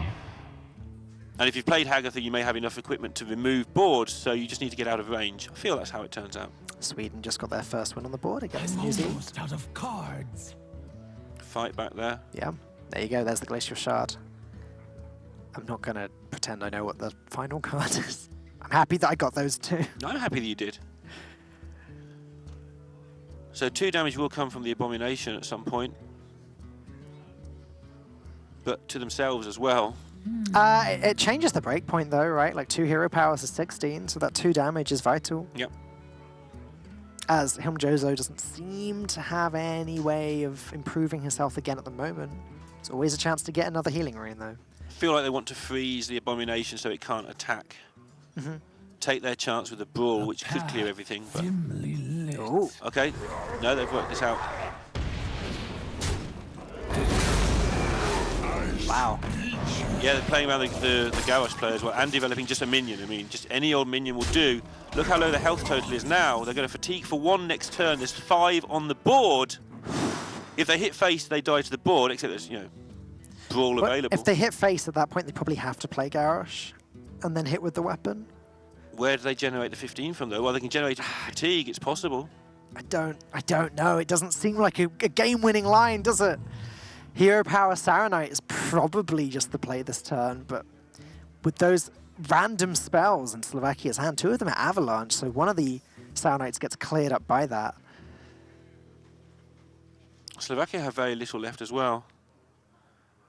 Again, doing what you just did, trying to work out what the card is, and my guess, and it is a guess, is that it's Hex. Yeah, I think that makes sense to I won't me go as too well. far down that route, but I feel like we haven't seen 2 hexes. So I think that Riku just hit one of the best targets. Saronite's obviously the worst Yep. target, but because it hit the Glacial Shard, he now feels safe enough dropping his Saronite. Let's see if it is, and yep, good job. Hey! 10 out of 10. It was 9 because I didn't commit. 9 out of 10. Okay, Could so commit further. can hex one of these. Don't forget, all they've got to do is not take a shot to the face for 3 turns. So, I mean, what does the best play here end up being? It's hex one of them and then freeze the frog and while damaging the other one and then trade into the frog. Unfortunately, with 2 avalanches, you can still only deal with one of these minions. I feel like this Spellstone, Sandstone, should have been played at some point, but there's a Brawl still in hand, so they haven't had Yeah. a chance. This is There's the not ongoing. really been a good opportunity for it. No. I think that Bloodlust was excellent the more I look at this, though. Yeah. Yeah, I agree. The reason they're in this position is that little bit of damage they just forced face. I must decide. Not much longer to decide how they want to deal with this. And they must decide. Sandbinder is a 3/5. I forgot about the Kalasov buff. You know, we said that makes I their win know. percentage go up. And there's a healing rain as my well. goodness. What? What Why is it does with this keep happening? This tournament and healing reigns has been ridiculous. Again, And that should win them the game. Again, it's a 1 in 31 to get the healing rate from Hagatha. It's just happened again. Yeah, Ukraine getting one at a very key moment, even more key than this last time, or at least as key. And what does Spain do here? First of all, they have to assume there's no healing rain in their opponent's hand. That's a bad start. What now? And yeah, from where they're sat, it's a lot harder than where we're sat to work out what to do. We can see they're pretty much doomed right now.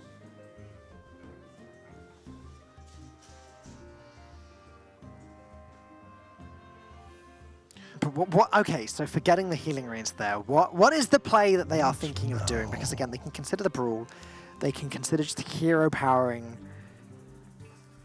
seeing where that goes and then deciding, like hero power, hit the face, play Garrosh. And now they are in this situation where how can we make the Garrosh winners the game? Yeah. So you can Garrosh hit the 2-1. I mean, Or so you fire the 8 off first, and then Garrosh, and then hit the 2-1, and then hope you can get it done with a weapon. so vital points about the Garrosh here. 1, it gains 5 armor, so that Shield Slam becomes relevant. Right. 2, you end up with a 4-attack weapon that can hit 3 times. That is relevant in itself.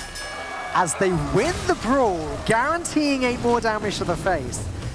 Lorinda, I don't think this game's over yet. So healing rain only goes to 18. Healing Rain Volcano, I guess, is the play. Sure. Because that's it. Slovakia are out of minions now. That Spellstone is entirely useless. They've got to win it on the fatigue. Which sounds bad, but there's only 2 turns. Yeah, it's- Perplexing. oh, well, wait. There's no way he can play the Manatide and the Volcano But like you together. say, the Garrosh actually buys them another turn. Yeah, Actually, it buys them another 2, though. yeah, Buys them yeah. another 2, that's really important. But then they've run out of damage themselves. See, he'd have loved to play the Manatide and the Volcano together to get the extra spell, but obviously there's not the mana to do that with the Healing Rain. But now we're looking at just over 2-turn lethal, so no time to do that, obviously. Garrosh has to be played this turn, so it's going to be hero power, Yep. Garrosh, swing with the weapon. And that is going to be, that armor is going to be absolutely crucial. The weapon's going to get Spain, 2-turn lethal. Spain taking 3 next turn, and then 4 But Slovakia are going to die to their own fatigue. for the turn after. Yes, so that's it, 1 more turn. And Jozo has to play the Manatide, has to get a really good spell from it. Oh, the Tidal Surge. 4 mana, deal 4 damage to a minion, restore 4 health. That's Okay. the out. There's always an out with Hagatha, but it's always 1 in 31. Didn't quite get the 1 in 31 there, so They can hex the 0-3, it doesn't make... Oh, make a taunt. yeah, but then the hero power is just going to deal with it. You had me for a second there, but there's hero power, there's Shield Slam. That's it, it's game over, and Spain managed to find a way to win this game with Garrosh. This was so well played by Team Spain. All the way through this Yeah. game, I've been impressed by their play. I don't know how you feel about that, Lorinda. Yeah, I mean, holding back the brawl turned out to be, I mean, I don't know if they had many chances to use it anyway, but just wonder where Slovakia could have forced down that Spellstone to get a little bit more damage through. I mean, It never looked like there was a chance, but that's because they're trying to get rid of the second brawl first. Maybe they could have kept a smaller minion, been slightly less aggressive, but again, I don't know what that smaller minion is. if you want me to be completely honest, I disagree with a few of Slovakia's plays, but the biggest ones for me were the Hagatha, and then following up by playing Zola and Grumble on just Life Drinkers. Sure, they healed a lot when they played the Shudderwalk, but they only got 1 Shudderwalk. However, again, if Zola gets hit by the Grumble, then that's a guaranteed, worst case scenario, 1 more Shudderwalk. Right. And then you get even more chances when you play that one to get another one. Like, there are a few little things there where, from my perspective, Yeah. you're going to have to watch your back, because maybe they wouldn't have lived long enough to do this or something. But, I mean, Hagatha was in the way at this point, so that was causing issues. But, like, sure, healing for 12 was great. Healing for 6, 8 times is also pretty great. They healed for a lot of 12s in that game, and they must have taken something in the region of 90 Oh, damage. sorry, I meant specifically No, but healing I for mean, just 12 adding- from Shadowwalk. just But yeah, set you're the right. point, yeah. Healing range were ridiculous, but the fact that Spain still took that game was incredible. Let's take a look at what's coming up next. Jozo on the Warlock next. And Spain, who are now 2-1 on the Priest. Okay, let's just take a And I look. believe it is even Warlock and Quest Priest. Okay. So, hit him. Wait, Quest Priest, did you say? I believe so. No, it's just not Quest a Priest. regular Mind Blast Priest. Okay, good. I'm sure we'll be seeing a lot of Quest Priests in week 4 of the Hearthstone Global Games. I just have a feeling after the after the Boomsday project has come out. Seems like there's a bit of help there. There seems to be a little bit of Quest Priest support in there that was announced yesterday. If you missed that, then definitely go and look up the cards that have been announced. It's quite exciting stuff. But for now, it's going to be the Mind Blast version of Good. Good. That's all I can say. Prefer this deck? Prefer this deck. Seems like an actual Hearthstone deck, for one reason. And on the Priest, really, to survive an early Giant onslaught can just be very difficult. Hilm Joe's, though, having to play a second game in a row, actually. That's pretty tough. Right, I mean... After the last game and how difficult that was. You might want to elaborate on that, because people are sitting at home now telling you, I can play 2 Hearthstone games in a row. Oh, good for you. Not all of us are that skilled. But obviously with 3 people in your ears and trying desperately not to make a mistake for all your worth for your country, there's a little bit more on it, so it's a little bit more tiring to play a 25-minute Shudderwock game than it is to play a 10-minute game when you're doing whatever else you're doing on the ladder. It's not even the length of the game, as you said. Like it's the high-pressure situation. It's the having orders barked at you by your teammates. It's having to justify every single play that you're making to your teammates. It's the fact that it's quite an important tournament. I'm just laughing at the idea of Akawanda barking orders at anybody. I'm talking about Slovakia, but I can't imagine that on Team Spain. So just a random thought just sort of drifted through the head, as it sometimes does. Yeah, I mean, we talk about Akawanda a lot, but like you said, top 16 3 tour stops? I believe so. Yeah. It was 3 in a row. Most recently, HCT Italy, where he got top 8. He also came... I think it's 3 top 8s in a row, actually. I think he corrected me on that recently. That's even better. Yeah, 2 right, Akawanda. Correct him on that. Also came top 4 Seat Story Cup, end of last year. Oh my goodness, Seat Story Cup 8. I'm going to have to learn to say that at some point. Yeah.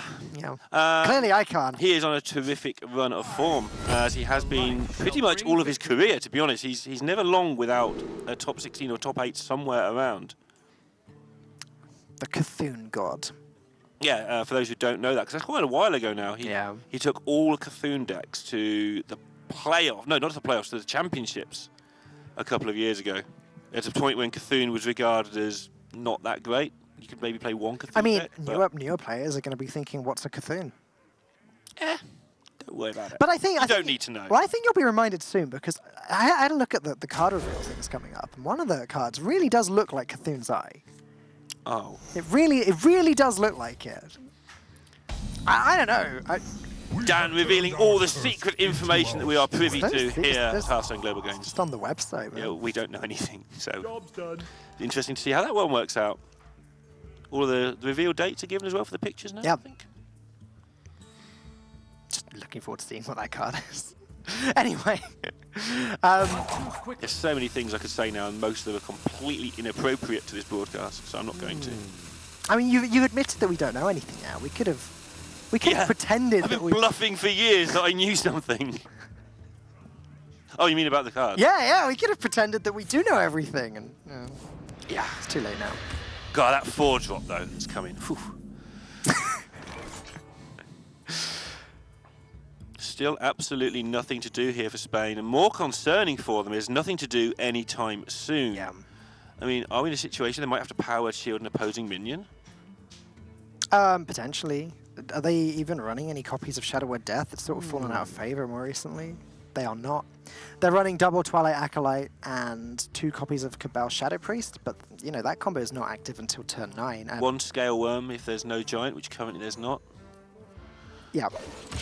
But it doesn't really make that much impact in this matchup. So the way this matchup tends to work is that the Evenlock does what the Evenlock does and plays Giants on turn 3 or 4 or Twilight Drakes and 6/6s and things, and the Priest just sort of has to deal with what the Evenlock's got. And because the even Warlock tends to get its health pretty low, sometimes 3 Mind Blasts or 2 Mind Blasts and a Holy Fire is enough to just get the job done. Incredibly, it's Spain who actually get the first really useful minion in this game. There's Skullworm as well, as you were saying before, and there's no Dragon yet, so... 2-2 Sweden Ooh. on the comeback. That game is as exciting as ours is. It's getting that way. It must be seriously tempting here to make an early Spellbreaker here. But surely that's just too much. I would say Doomsday is pretty tempting as well, actually. Sure. You do get to give them one card that way, but it's not that bad. And you do... Oh, this is grim. Give them one card, but guarantee the Northshire Cleric's not there anymore next turn. It's also, it does play around Scale Worm on 4. Oh god, I'm losing my R's today. Don't worry, Dan, don't be that nervous. And that's, you know, that's 6 damage, so it wouldn't deal with the Doomsayer. Considering the Stubborn Gastropod, that's interesting as well, because that prevents any card draw.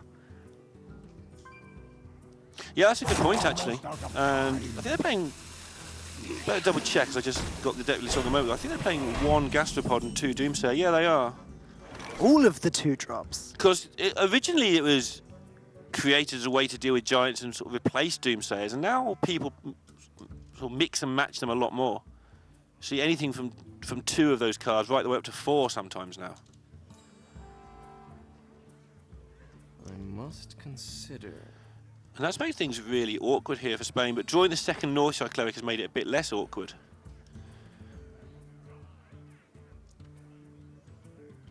Slovakia definitely wanting to beat Spain in this one, though. Again, they were telling me that they feel like they've got a good chance. They don't want to commit to being able to win the whole tournament yet. Okay, that's fair enough. But they want to take 1 week, focus on 1 week at a time, play the week, see how it goes, adjust their plans accordingly. Despite the fact that it's sort of fairly cliche, it's definitely what they should be doing. So it's perfectly appropriate what use of it. If you're one of the underdog teams, just get your names out there, get settled into the tournament. Loads more cliches I can come out with. It was like when I asked RDU, you know, do you think you guys can take it all the way? Can you win the Hearthstone Global Games? And he said, well, we're focusing on getting to BlizzCon. We're focusing on getting to the top 4, but we're not daydreamers, so we're not going to go any further. Typical Radu. We're going to do all these things, but not too much, honestly. Bit of a tough turn for Hilm Jozo with 10 cards in his hand. He doesn't really want to be healing just yet, so... He also wants to be tapping, because his hand is just not doing anything, but with 10 cards and with not much to do, tapping is really awkward. You want to keep the coin because Gul'dan's in your hand. You really want to be getting that down as quickly as possible. It's just the earlier Slovakia heal, the less they can heal after damaging themselves, the less they can heal after Alex Strazo, I think most critically. Yeah, and Spain, incredibly, are the ones who have managed to get into a better position here. Despite the fact not naturally being able to draw cards with their hero power, not naturally having the bigger minions, they're actually the ones who are chipping away at this damage.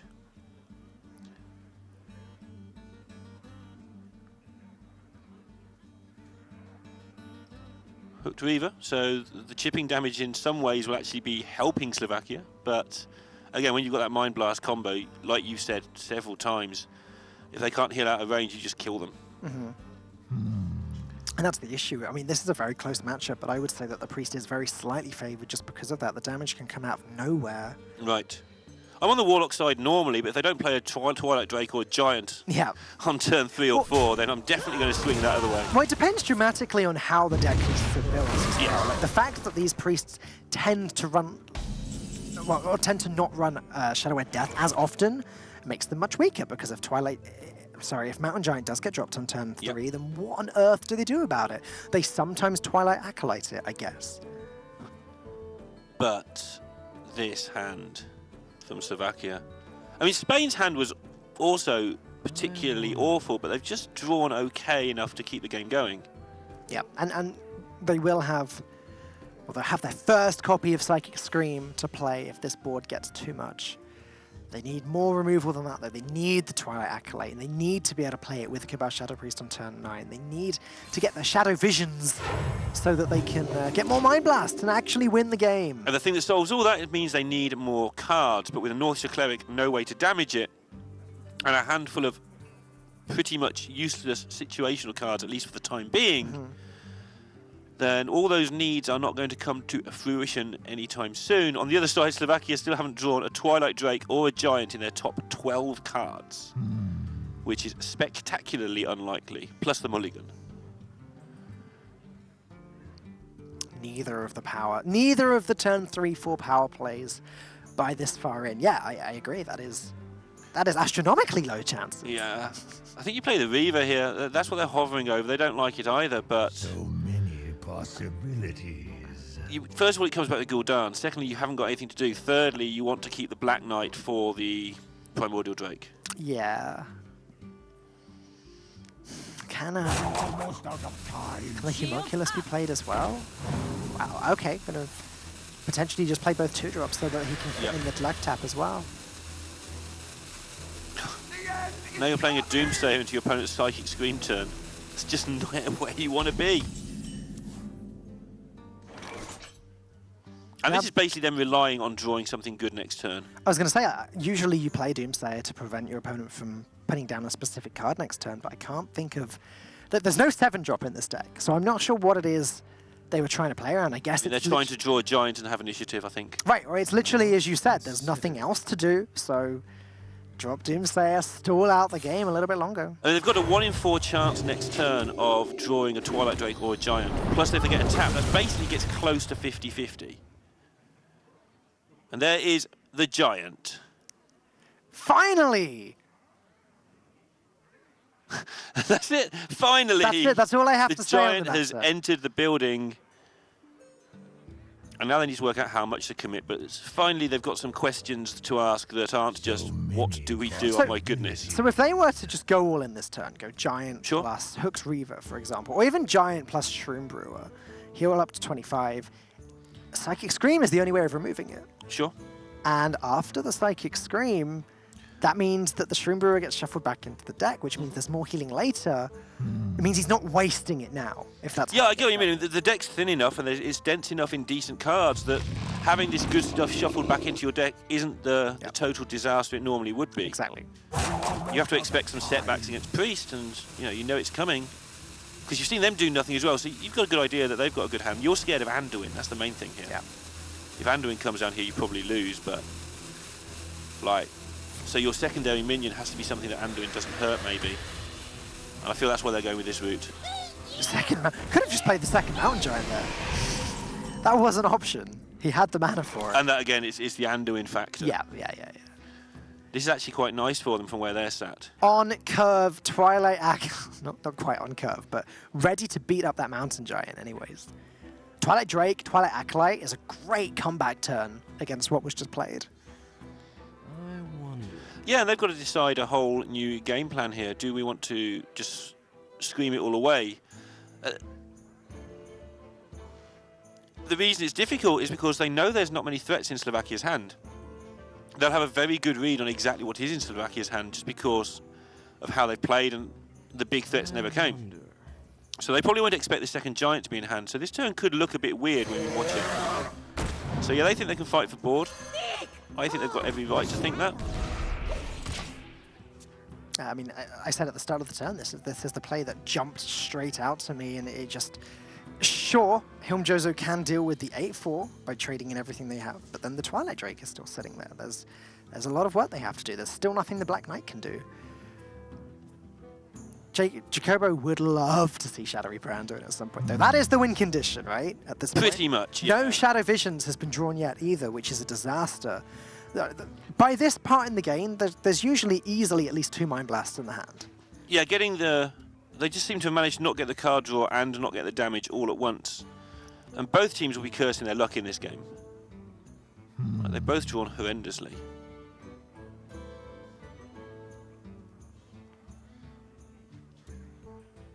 So many cards in hand in modern Hearthstone most of the time. That's why I play Paladin. I don't have to think about my cards if I haven't got any. You just press the button. Yeah. Every turn. If I remember. Now Slovakia not feeling the need to play out Psychic Scream as much because there's actually stuff on the board. I take it all back. Now Psychic Scream is looking like a great answer to all of this. Sure, but at least I think I like how they went about this. Because, yeah, and take a breath there from... It's too late. I like how they went about this. I think they felt that the first giant would have been dealt with by Anduin if it was available, rather than just turning it into a 2-8. So now they've tested for it, now they can put down the bigger board in relative comfort. A Psychic Scream we've already talked about. If it does get Psychic Screamed, at least they're in the deck and you know your deck's fairly dense in threats right now. Yeah, I mean, if even one Psychic Scream... Sorry, if even one Shadow Visions had been played by now by Spain, Slovakia putting themselves to 15 and ending the turn like that would just be outright wrong, right? Because the triple Mind Blast is just lethal here, and that's something that really they should be playing around to an extent. Spain are also running a Holy Fire, so on 10 mana, 15 damage can be lethal. And Spain actually valuing their getting the cards above the clear. Sadly drawing the second Mind Blast, so now Shadow Vision's Mind Blast won't be a thing. But again, 15 damage with the Holy Fire as well is definitely possible. So Slovakia just have to heal here. Can they work it out? Well, they can coin out Gul'dan. That's one option. They can Spellstone, which should be at 7 damage now. So Spellstoning one of the 1/3s and trading into the Twilight Drake, I guess, is just a pretty safe route to take. Trying to work out if you can threaten lethal with something along the lines of Spellbreaker onto the Drake. Hit face for 7. Hellfire, that's another 3, that's 10. Hit them with a Giant, that's 8 more. That's 18. And then heal up with your Fungal Monster, putting you with an 8/5 and a 4/4 on the board. Yes, and That's also that heals out of double Mind Blast, Holy Fire range. I really like the look of that play. The trouble is, if they spotted that play, even if it's right or wrong, they've only got a few seconds to discuss it, and that's where the communication comes in, we keep on about. Because they end at 16 health with still the Spellstone in hand to heal themselves more. They've spotted something different. They're still going to go with the Hellfire just without the Spellbreaker. So they're going to, okay, almost an identical play, they've just dealt less damage. And they've still got a Spellbreaker. Yep. So this is better than the play I was coming up with. Yeah, is it? They've still got the Black Knight to deal with Primordial Drake. What else is Spellbreaker for? I guess if Twilight Acolyte comes down, they could Spellbreaker their own Giant, make it. And it's 4/3. You could say what is the Spellstone for as well, but you get more healing. But yeah, Sure. you do get to keep the 4/3 this way. I don't know. I Either or. long-term plan-wise, I prefer the play that you described because that actually gives them a chance to win the game next turn. This doesn't. It's giving Jacobo more time to draw these Shadow Visions, to draw these Holy Fires. I mean, honestly, the fact that this is the plan, let's clear the board, let's get some stuff on it. But I think they know, we know, and everybody at home knows because they can see the cards, that there are ways to deal with this for now. And I think that's what Spain telegraphed last turn when they said, okay, we're going to draw cards, we're willing to take a load of damage, is we've got ways out of it. But you've still got to set it up in case they haven't. You like to play with fire? Job's done.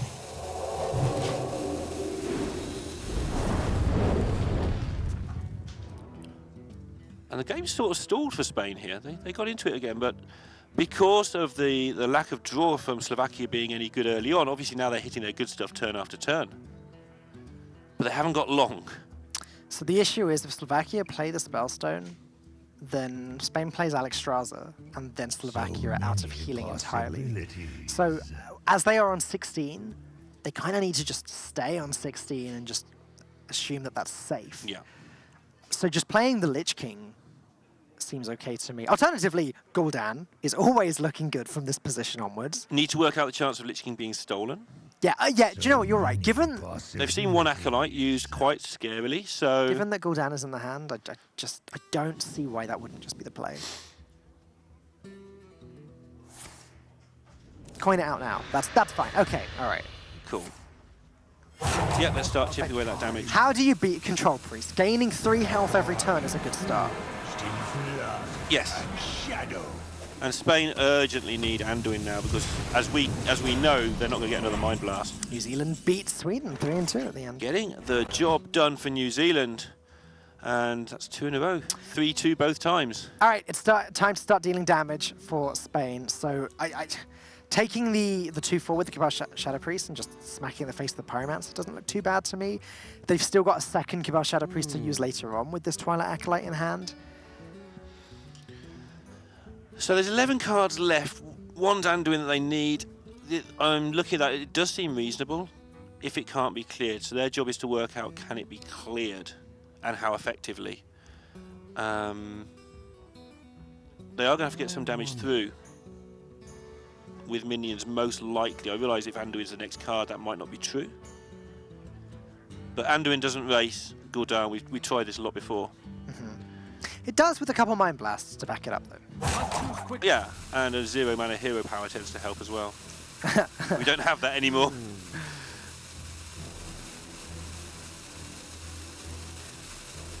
Yeah, so he's going to Let me change your mind. go for the sort of the instinct play because I couldn't find anything better. Got to get rid of that armor one way or another. Alexstrasza isn't going to get rid of that armor, so his minions have to. Yeah, very fair point. And this seems like a good time to do that.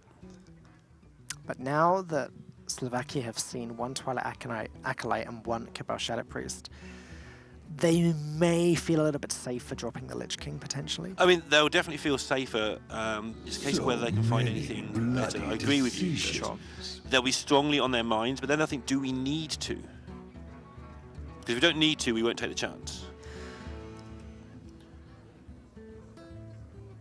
Some of those cards haven't moved for the longest time in Spain's hand. And they can work out whether those cards, in theory, they can work out whether those cards are Acolytes and Cabals from how the game worked out. Easier said than done. I've been trying to count a good Defile turn, and I don't think there is one. The best I can come up with is ping the Pyromancer, trade into the Homunculus, then you've got 1 and 2, but that's it. So many bloody And just start with the Defile and clean up. Try to look up with some way Spellbreaker the Pyromancer. I think that's the same result as you were saying. Yeah, that's the best one. become our greatest strength. Taking a chance on the 15, by the way, Dan. Yes. I guess They've played around the 15 a lot. Did they feel as if they had to in this situation? There's still a Spellstone in hand, but there's still an Alexstrasza and no other way of dealing with it. So yeah, okay, I guess they feel as though they had to take this risk. If Holy Fire was the draw then, that would have been lethal. I don't think they've agreed on the play. I think they're still discussing, could we have not done this? Yeah. And that's fine. I get the impression that, just from the facial expression, it could be anything. It could be talking about the weather for all I know. But I just get the impression he's talking about that last play, and now they've moved on to the next play. It's gone a bit quieter. We're going to see them look a little bit panicked, I think, if Spain start this turn with Shadow Vision. Yeah, that'd be interesting to watch the face, actually. As we know that there's no chance of getting a third Mind Blast. Importantly, though, when they don't die this turn, they will know for the rest of the game pretty much the structure of the hand. Like, we didn't die here, especially if Shadow Vision gets played. So why didn't we die? Well, they couldn't do 15 on this turn, so that it helps them a lot more, but they could do 15 soon. Okay. Yeah, look at his face. It's like, please don't do that thing. Holy Fire, putting them on 10. Still another Holy Fire in the deck. They're going to know this. So, Slovakia. Oh, they've got another healing card. They've got so much healing this turn to get out of range with the Spellstone. But they have to manage it carefully. Like, it has to be one of the healing cards plus hero power. So then when Alexstrasza happens, the other heal card comes with a hero. So it's going to probably be Shroom Brewer hero power this turn. And then they've got to weigh up how much damage they want to push, because one way to stop priests from killing you is to kill them. Works with some other classes as well, like all of them. But you know. I mean, I said at the start of this game that I believe that the priest is favourite, but this game, Blood Reaver Gul'dan was drawn very early, played, you know, by about turn 12, 13. But Shadow Reaper Anduin remaining in the bottom 10 cards of the deck is not helping Spain's case. Yeah, nothing to do with the players, but this has been a mess of a game. The Giants didn't turn up, the Drakes didn't turn up, no card draw, got stuck on the board thanks to the snail. Just an absolute mess of a scramble, let's say, of a game to just try and get your deck to do its thing. But slowly but surely, Slovakia have been managing to assemble damage on board, and they've kept that Black Knight for a long time, and they have actually managed to get so close to lethal now. Psychic Scream Draw is interesting because that would again be shuffling more healing into Slovakia's deck. It would, but this time they don't have the life tap to get them out of it and start drawing those cards quickly. Sure. And it's also shuffling in a useless 3-2 and a fairly useless 6-5 into the deck. Yep, that's true. Buying you more time to get your Cabal. If that turns up, then all the big threats are done away with in one go. Is that Lich King going to just come down. And if it does, you play Doomsayer alongside it. You don't, but you know. See that done before, Lich King Doomsayer trying to get the card because you know your Lich King's going. This time they're taking a chance. Cabal Shadow Priest or Shadow Reaper Anduin, they are the two draws that Spain wants to get Shadow Vision, so that's... Army of the Dead's a big deal as well. This deck's full of minions. Oh my god. Yeah, I mean, this is one of the few decks in which Army of the Dead is nuts. Army of the Deck, that's pretty much Army of the... Well, that's what it is. It's the deck turns into a little army and just plonks itself on the board. You're starting to use really silly words like plonks. You've been near that Gaskin guy too long. Floops himself on the board. Right, another Holy Fire it is. No Cabal Shadow Priest to follow this up, and Hilm Jozo can just silence the Lich King to return it to an 8/8 if he wants to deal the damage. Interesting. Oh, and there's the healing as well. It's quite an interesting choice actually, because do you want an 8/8 or do you want a 2/8 that gives you a powerful card every turn?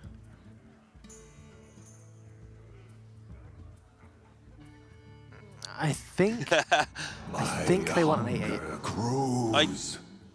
Yeah, they've got to work out either or. They've got to work out how to win this game. They need to establish a plan. That's something I felt. 2/8 is better against Shadow Reaper Anduin.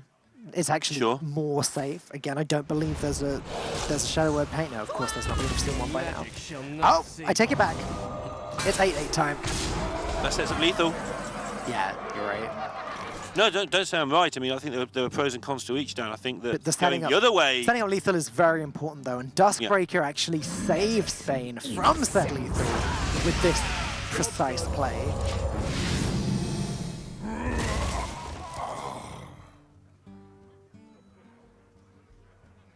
Twilight Drake in hand. Because they come out as 4/1s, they're not the best with Army of the Dead, so that's actually a nice pickup for options point of view. Yeah, the amount of pressure that Hilm Jozo is managing to put out there now is getting worse and worse for Spain. Yeah, it's been constant, right? As they need to, at some point, find a turn to drop Alexstrasza. And that turn is just not revealing itself. And, you know, you pointed out Army of the Dead earlier. Both Psychic Screams have been played. How on earth does Spain answer that? They just don't. Shadow Reaper Anduin is the only way. And even then, not all of the minions are going to have more than 4 attack. Yeah, and you don't need a lot. I mean, you just need some things. So there's a giant in there. I believe there's still one giant left. There's just 4/4s everywhere. Yep. I think it's Hooked fine. Reavers, I think, yeah. Yeah, he's definitely got a Hooked Reaver shuffled in and one that he hasn't drawn yet. Yep. So there's 2 Reavers. Yeah, 4/4s are, you know, perfect for playing around Shadow Reaper Anduin. Like you pointed out multiple times, they want to keep the Shroom Brewer back a little bit for Alexstrasza, I think. I am very surprised we're not seeing Army of the Dead yet. That card just looks like it wins the game immediately when it's played. Does seem good. And again, second Cabal Shadow Priest coming in a little bit too late. If that thing did steal the Lich King, this may be a very different game. There's not a huge amount left, actually. You don't want to pull the Shroom Brewers necessarily, although I don't mind, because they may be wanting the healing, but I think that's fine. There's a Dread Infernal, there's an Argent Commander. I mean, come on. that in itself is incredible. There's very little else, though. I think there's a Swamp Ooze. We said there were Hooked Reavers, right? And 2 Reavers. For 10 cards, you're going to get 2 4/4s or something, but you're going to burn... What are you going to burn? Defiles? I think we've seen those. Use both, yeah. 1 Spellstone, possibly. A Hellfire? Eh? I'm just going to go with they think the texture of their deck is such that they're not comfortable, or they feel they don't want to necessarily fatigue. Maybe they feel they can survive a fatigue war, which I'm not so sure about, but... I'm just really struggling with that. Alexstrasza does now get a chance to come down because Army of the Dead didn't put too much pressure on the board. And now this is what Slovakia have been saving that Spellstone for. Yep, not just killing it, of course, but gaining the health all the way back up to 25. Very difficult to deal with levels, and maybe they do just think they can fatigue this out, to be honest. Like, even with an Anduin next turn, you're gaining 3, he's shooting you for 2, so their cards have to do stuff. Maybe that's the reason they're holding off on the army. Playing around Anduin. Just change their win condition. Not even playing around, just saying, okay, you can't kill us. Just, you can't do it. Whereas if they put themselves, if they've calculated that they just don't lose to Anduin, which I'm not saying they have, it looks like they might have. Anduin in bottom 4 cards of the deck. Oh dear. Yep. And doing things. Oh, do you know what? Spain not going to take this game any further. Fed up of not drawing their Anduin. They're just going to let that one go. Hilm Jozo looking happy to have won his second of his 2 games. We are going all the way to game number 5 in this series, Lorinda. Good way to open the day. Nice, exciting and long series. Still seeing these mid-range trade-offs, which is what leads to these long series. Yeah. Mid-rangey / control-y trade-offs. Yeah, I mean, that, again, it's a tough matchup, the Control Warlock and the Priest. I said all the way through, I still believe the Priest is a little bit favoured, but I don't think there's much in it. And when the Death Knights are positioned that way, where one of them's really high up and the other one isn't, then that is going to swing the matchup one way or the other. Yeah, you find that a lot in these matchups with Death Knights, that they tend towards around 50-50 because quite often it's who gets the Death Knight first. The times that matter of what happens if you both get it, what happens if neither of you gets it. Right. And that's where it's open to contention. We are going to go to one more break this series, and after that, it's going to be the final game, Spain versus Slovakia. The conclusion coming right after this. The score is 2-2, Slovakia versus Spain. One more game will decide the entire series, and it's going to be Death Rattle Hunter versus Taunt Druid. Lorinda, this is a good matchup for the Hunter, right? Yeah. Is it Druid? Sorry, did I say Taunt Druid? Taunt Warrior. Cool. I always get those mixed up. Like, they're very similar. One's green, one's orange. That sort of thing. we're both focusing on Taunt. Taunt Warrior. But yes, it is very good for the Hunter. And as you can see, it's this Loot Hoarder variant that's been making the round sort of over the weekend, I want to say. Yeah, we tried it a little bit over the weekend. Sutter Raven and me played a few games together, and That's where you were. that's where were you? I don't know. I was looking for you all weekend.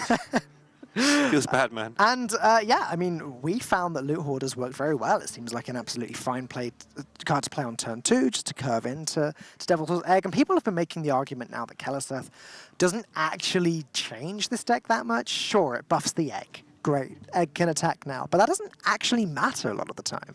Yeah, I think there's a few reasons Keleseth got played. One of which was it was a little bit better in the original version with a lot more recruits and less eggs. Then it makes sense that it buffs your egg. But also, the deck didn't have anything to do on turn 2 anyway, particularly. Like, Pyromancer was the other option for the longest time. Right. And, you know, people played that and thought, yeah, doesn't really do much either because we don't have that many spells, not ridiculous numbers. Yep. And so this Loot Hoarder version is basically an attempt to solve that. It does allow you to throw in a Grievous Bite as well. So the way that this matchup should work, though, is that the Warrior doesn't really have time to complete the quest, as Spain sort of just sits there and does nothing as the Druid for a few turns, but by turn 4, turn 5, when the play deads start to be played, the eggs have been on the board for a bit. You know, Cube is the thing that happens. Basically, Warrior struggles against any deck that runs Carnivorous Cube. Yeah, Cube versus AoE is just a big deal. Egg versus AoE is another big deal. You still have things after they spend all their mana. AoE spells tend to be costed so that the turn you use them, you're kind of all in. And that's the issue, is that so the way that Spain have, from the tracking there, they picked the Terra Scale rather than the Cube. That's because on turn 2 they can coin out the egg, and on turn 3 they can play the Terra Scale Stalker. And then what does Brawl actually do? Just makes a 5/5. Yeah. And leaves up something else, unless you get lucky and leave up the egg. Right. But then you want to have killed the egg, so yeah. Exactly, if that's the best case scenario, you're in a world of trouble. The great thing is about Delsum here is that he can happily coin out the first egg with the knowledge that there's a second egg in the hand ready to back up the first one. So Terra Scale will almost be guaranteed to go off at some point. This is the King Crush variant as well. Yeah. The reason I talk about that is because people have been struggling on ladder more than in this tournament because there's less aggro in this tournament so far. And the aggro decks haven't been doing that well. People have been struggling with the early game. And the ways you can defend against that are threefold. First of all, you can ignore it and do what this deck does, which is just kill them. Yep. Secondly, you can go with Secrets and Spellstones and try and fight back. So ward them off with a Wandering Monster or an Explosive Trap and then just hit them with 3/3s.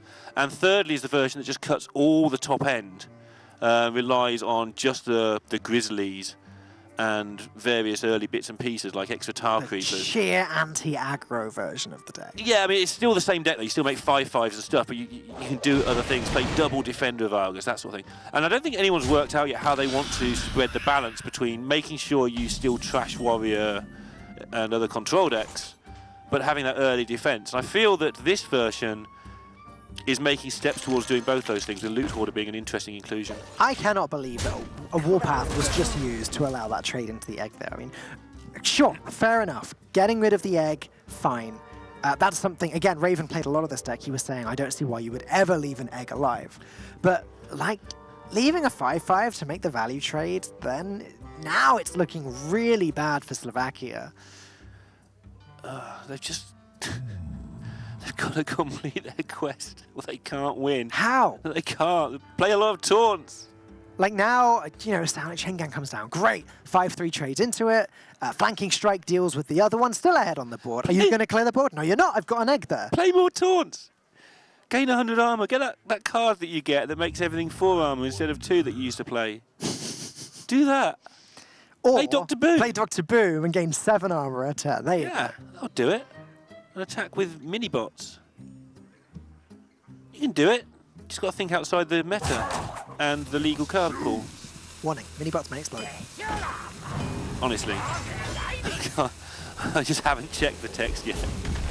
Okay, so doing what they can to do all those things I said outside of the ones that involve cards that aren't allowed, and try and buy some time to get anything useful done. But you can see how hopeless a matchup this is turning out to be already. Stonehill into a good card. It just doesn't matter. Like the taunts are doing what taunts do at the moment, and that is defending Zataro, trying to get him closer to that win condition. But the problem is, I mean, you know what's always been a good card against control-ish warrior decks? Savannah Highmane. That's always been a good card against control-ish warrior decks. Why?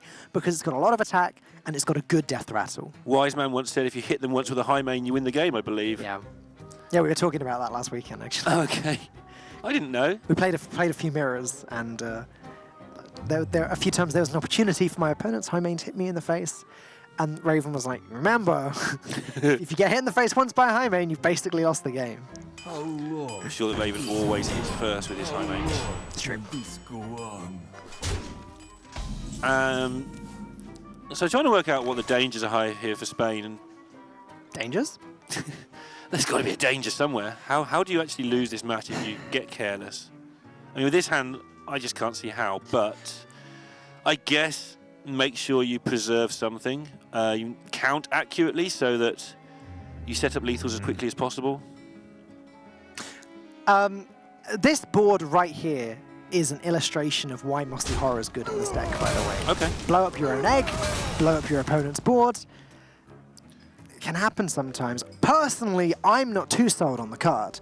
However, it's been making the rounds. People have been very commonly saying it's very good. For example, in the event where Spain decided to cube their own egg, the cube dies, there's 2 eggs on the board. Mossy Horror, they're both 5/5s all of a sudden. I think the difficulty in assessing Keleseth, Mossy Horror, except Keleseth has played a lot more, and even King Crush in this sort of deck, is people don't remember. Everyone remembers when they're good. So what you've just said there is why Mossy Horror is good in this deck. Right. People don't keep a good enough track mentally, or even with stats of when was this card bad. When did I draw the Mossy Horror? It sat in my hand all game, not being a Highmane. Yeah.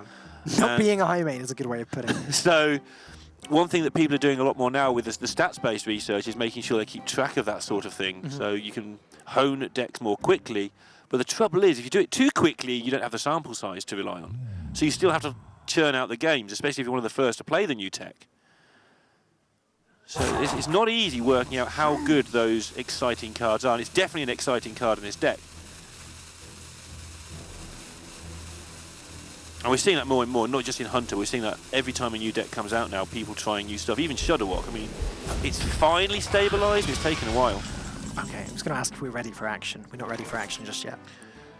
Unless the action is finding the right-hand side and the bottom of your screen.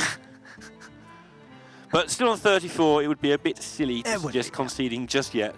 The issue with just dropping Savannah Highmane here is that Stonehill Defender is doing a lot of work. It's defending against both 3-attack minions. However, counterpoint, Savannah Highmane. Counterpoint, big lion that kills you. Yeah. It's a good counterpoint. Can't really argue with it. I'm not going to. Yeah, I like the trade here. It was obviously giving up a 3-1 for a 1-1, but defending your 3-9 from all comers just seems handy right now. You know what card on the board right now Carnivorous Cube is particularly good with? No. All 3 of them. Okay. All 3 of those. I wouldn't mind cubing any of those cards right now. Quick point out Slovakia's strategy. I did mention it earlier. They played Harrison in 2 of their decks, presumably with the intent on leaving up Druid. They now have a Harrison against a 6-5, a 3-9, and a handful of things that kill them. And the Druid they left up was a token Druid. Yeah, I mean, they would have known that, but yeah, like you say, it doesn't even have, your opponents don't even have to bring that. That's a valid point. Yeah. But the Harrison, and you may not even queue into it. For me, over-teched slightly in these decks. If it had just been in that one deck, then fair enough, but it was also in their Priest. Right. And I feel you've wasted 2 deck slots out of your potential 150. I mean, that Harrison's just useless right now. Obviously, you do need it if you get this exact match into exactly the Druid that you left up. But it feels like an awkward solution.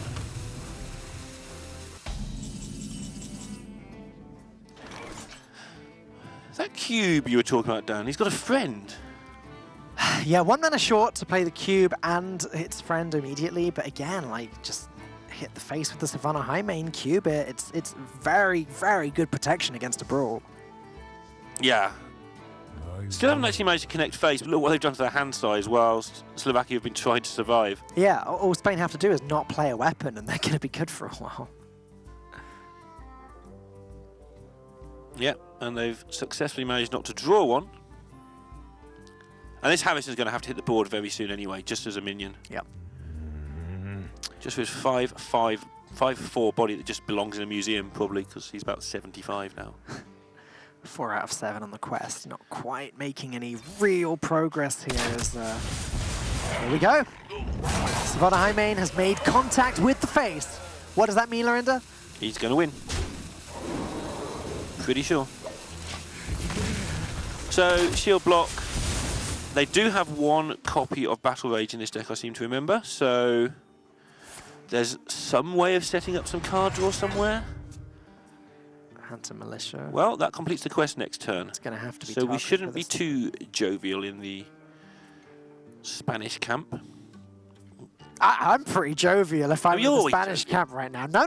If I'm on Team Spain right now, I'm looking at the Savannah High main. I'm looking at my next turn, which, you know, if I have to do that, which may not even be necessary because there's so much pressure on the board, but if I want more pressure, it's the cube on the Savannah High main, it's the Terra Scale on the cube. That's 2 6/5s where before there was 1.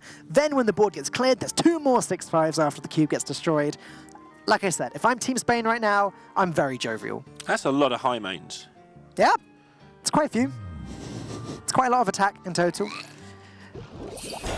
Interesting thing as well is this deck seems to be heading back to how Tides of Time originally built it. He sort of built a QB Huntery deck in like 3 seconds like he does. Oh my goodness! Sorry, I'm just dreaming about Savannah High mains and cubes. Wow. That doesn't sound healthy. No, it doesn't. For Slovakia in particular, it doesn't sound healthy right now. Gonna go with the Grizzly instead? Okay, sure. Again, it comes down to how do we lose this game, not how do we win it. Yep. So, going for the thing that stops your opponents having any way through.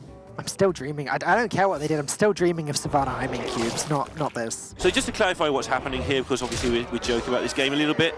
12 health minion, the only way you can lose is being hit in the face a lot by 8 damage. Yeah. It's not happening, but just being very precise, setting up the 312 just to make sure that even that base is covered, just in case. Well, what I don't like about this is Brawl is the card that gives Slovakia any chance of winning the game whatsoever. So if a Brawl happens, the High main makes 2 2/2s, the Egg makes a 5/5, the Cube makes 2 3/12s.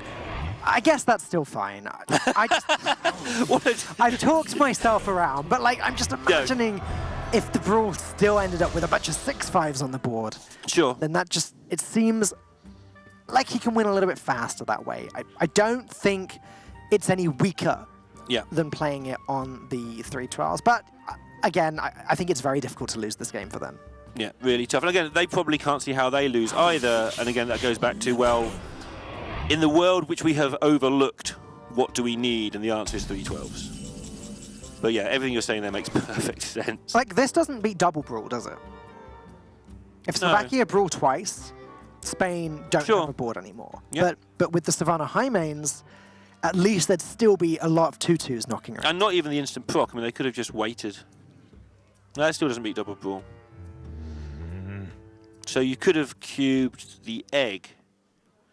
So you get some eggs back. That beats double brawl. Yep. But it doesn't beat one brawl then, does it? But then it goes too slow in the first place, yeah. You lose to the first brawl, so the second one just isn't played in that instance. Either way, Rexar is now playable with Hunter's Mark. That would allow Spain to push some significant damage to the face. Vigorous debate going on with Spain here. I think these are the situations that actually cause the most debate amongst pros a lot of the time, which are the situations where, like we're having that discussion now, like how do we actually lose? Yeah. And now it's going to be very difficult to lose again. They've still got the white board. They now get to build a beast every turn. These beasts can have charge. They can have, well, they can be life drinker, which is damage as well. Okay, Slovakia just drew one of their better cards. I don't think it's good enough, though. Unleash the rag shots, that's what he needs. Yes. Fire 5 8/8. Your opponent's minions. Even that wouldn't be good enough. It set up a lot of 8/3s. What now? But yeah, it wouldn't be enough, which is terrifying. There might be a card in the new set, who knows? Unleash the die insect. Unleash the insects. That's spreading plague, isn't it? That's a good point. And their friend always backs them up. The Arcane Tyrant. Yeah. Right, with his boom box. So I can understand what Spain are talking about in this game. I can't understand what Slovakia are talking about. Where are we going for dinner tonight then, guys? No champagne this week, but we'll have a good laugh.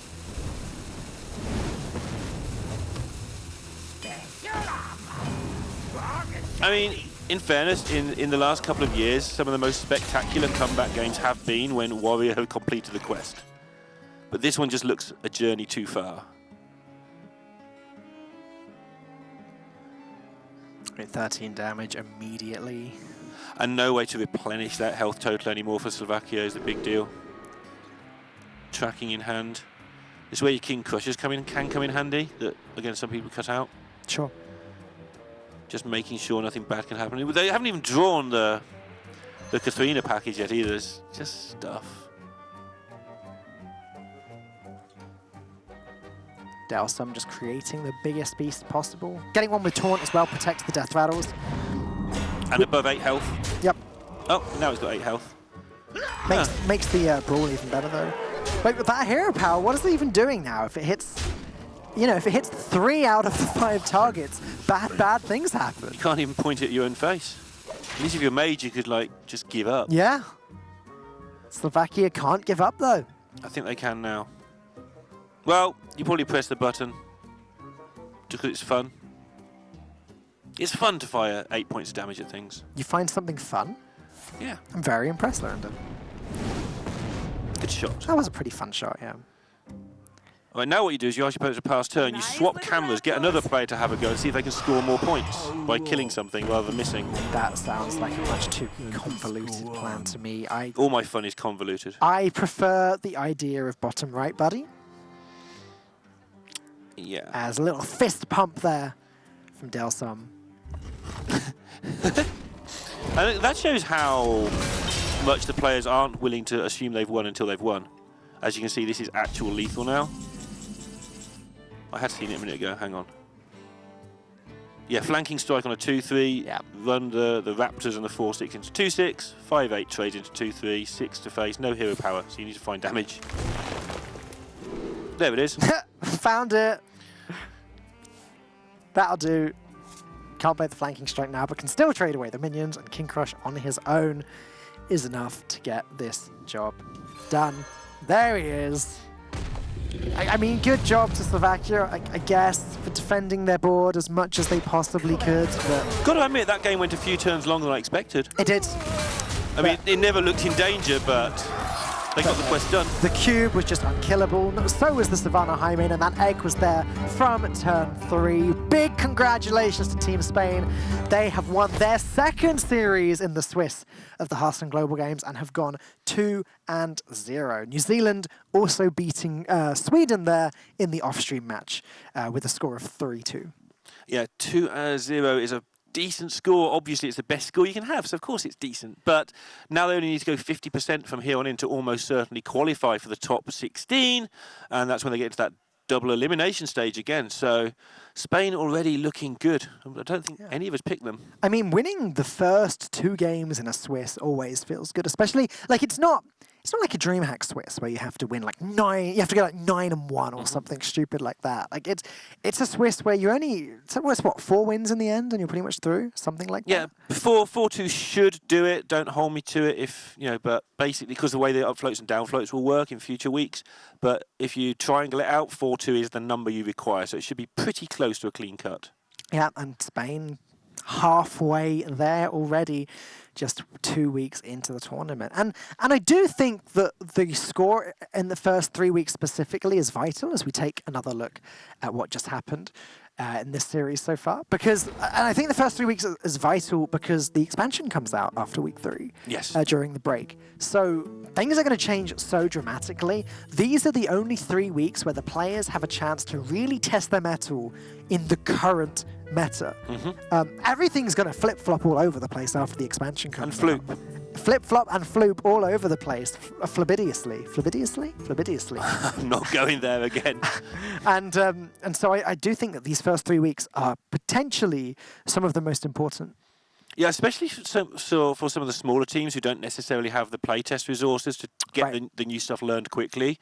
And we may see some of the bigger teams do well in weeks 4 and 5. Dan, I think you're going to be excited. I am very excited. It sounds like we have an interview prepared with our good friend Akawanda. Hello, Akawanda. Congratulations on your win. Feeling pretty confident all the way through that game? Yes, of course. Hello, everyone. We were feeling great since the pick and ban phase. And obviously, after winning Warrior versus Shadowghost Shaman, we felt even better. You've had a lot of success recently as an individual player. What's it like now, sort of playing with a team? It's incredible because they are also really good players. Maybe not everyone is also known in the European scene or in the international scene yet. But they are really good players. Riku did really well in last playoffs.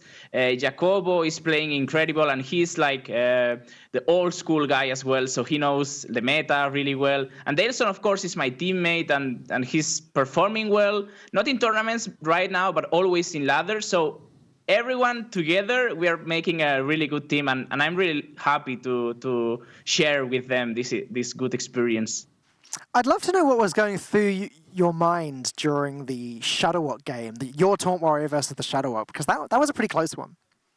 Yeah, it was so close. Like we know the matchup is not good for us, but we had the Pixie, the 3/4 guy, and we were really like positive about it. Like we were thinking maybe they can like be in around 16 HP and not expect us to burst them or something, forget about the card.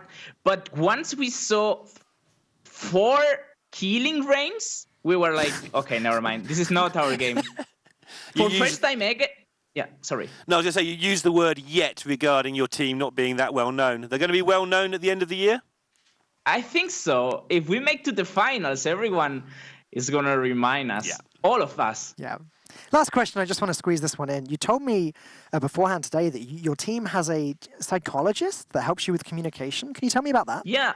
So we have a person helping us with the team communication because since the beginning, we thought that the hard part of this format, playing in teams, is to be able to communicate well and to get a good thing from everyone instead of having our voice chat full of people talking plays, right? Yeah. So we wanted to have the voice chat clean. So we thought that we needed a person to help us with our, like, you know, we are very expressive, we are very talkative, so we wanted to calm down somehow, and she's helping us a lot. So thank you to Elena. Oh, that's just a very interesting strategy I hadn't heard from any other team. Congratulations one more time, Akawanda, to you and the whole team. We'll see you again next week. Thank you. See you. To you. Well, there you go. Just a little bit of insight there on Elena, the team's psychologist, and the work that she's been doing to help them. Yeah, that is important how that works out. I think that's actually a really good idea, taking things to the next level in Hearthstone. Right from the start, when Fireback made spreadsheets, has been the way to win. Yeah. Yep, that does seem to be just the way it is in Hearthstone. There's a lot of different little percentage points you can gather, and these players that find the big ones tend to do very well. As we look back at the first game, which already was actually unfavored for Spain, but they were able to take that with a very quick. Sorry, the Mage was able to take that, but we've jumped forward now. Sorry, that was favoured for Spain, unfavoured. I knew the unfavoured matchup won. Got a little bit mixed up there, but the Mage won that. This was a lethal that was very well worked out. We think that Wonder may not have spotted this himself. He got the word in his ear and then sort of appreciating his teammate. I don't think I was appreciating the top deck. That was just, thank you for spotting it. Yeah. And that was from a wild growth into a potential swipe for potential savage draw for lethal. Next up was the the Shadowrock Shaman versus the Taunt Warrior. Again, I do believe this game went wrong in a few different ways for Slovakia. Playing Hagatha against a control deck is always an issue. Because of the hand size problems and because of the Hagatha, it meant that he wasn't able to set up that Shadowrock as well, maybe guarantee that he gets multiple copies of it, and the game just sort of spiraled out of control from there. It was still close. Still got 4 healing rains according to Akawanda then, but 4 healing rains was not enough to prevent the hero power followed by Grommash to finish the job. Yeah, the fact that they managed to keep the brawl for the Spellstone, they managed to keep back Garsh right for the end, so the armor game was relevant and got in the swing with a weapon, was very well calculated there. We're going to this last game, which was just a massacre. Yeah, I mean, this is such a favoured matchup for the Hunter. It's so heavily favoured. Warriors don't have any ways of dealing with Carnivorous Cube. They don't really have a way of dealing with these powerful Death Rattle minions. You notice back on turn 3, Zataro played the Warpath and traded in his minions so that the egg hatched open because he just didn't want there to be a 0-3 Death Rattle on the board. Yeah, if you can't get rid of the egg very, very rapidly, and of course it's very difficult because it's turn 2, that's pretty rapid, then you are in so much trouble. All right, do not go anywhere. We are 1 series down. We still have 4 more to go today. Solslant and the Raven will be here in just a moment for match number 2, so we'll see you then.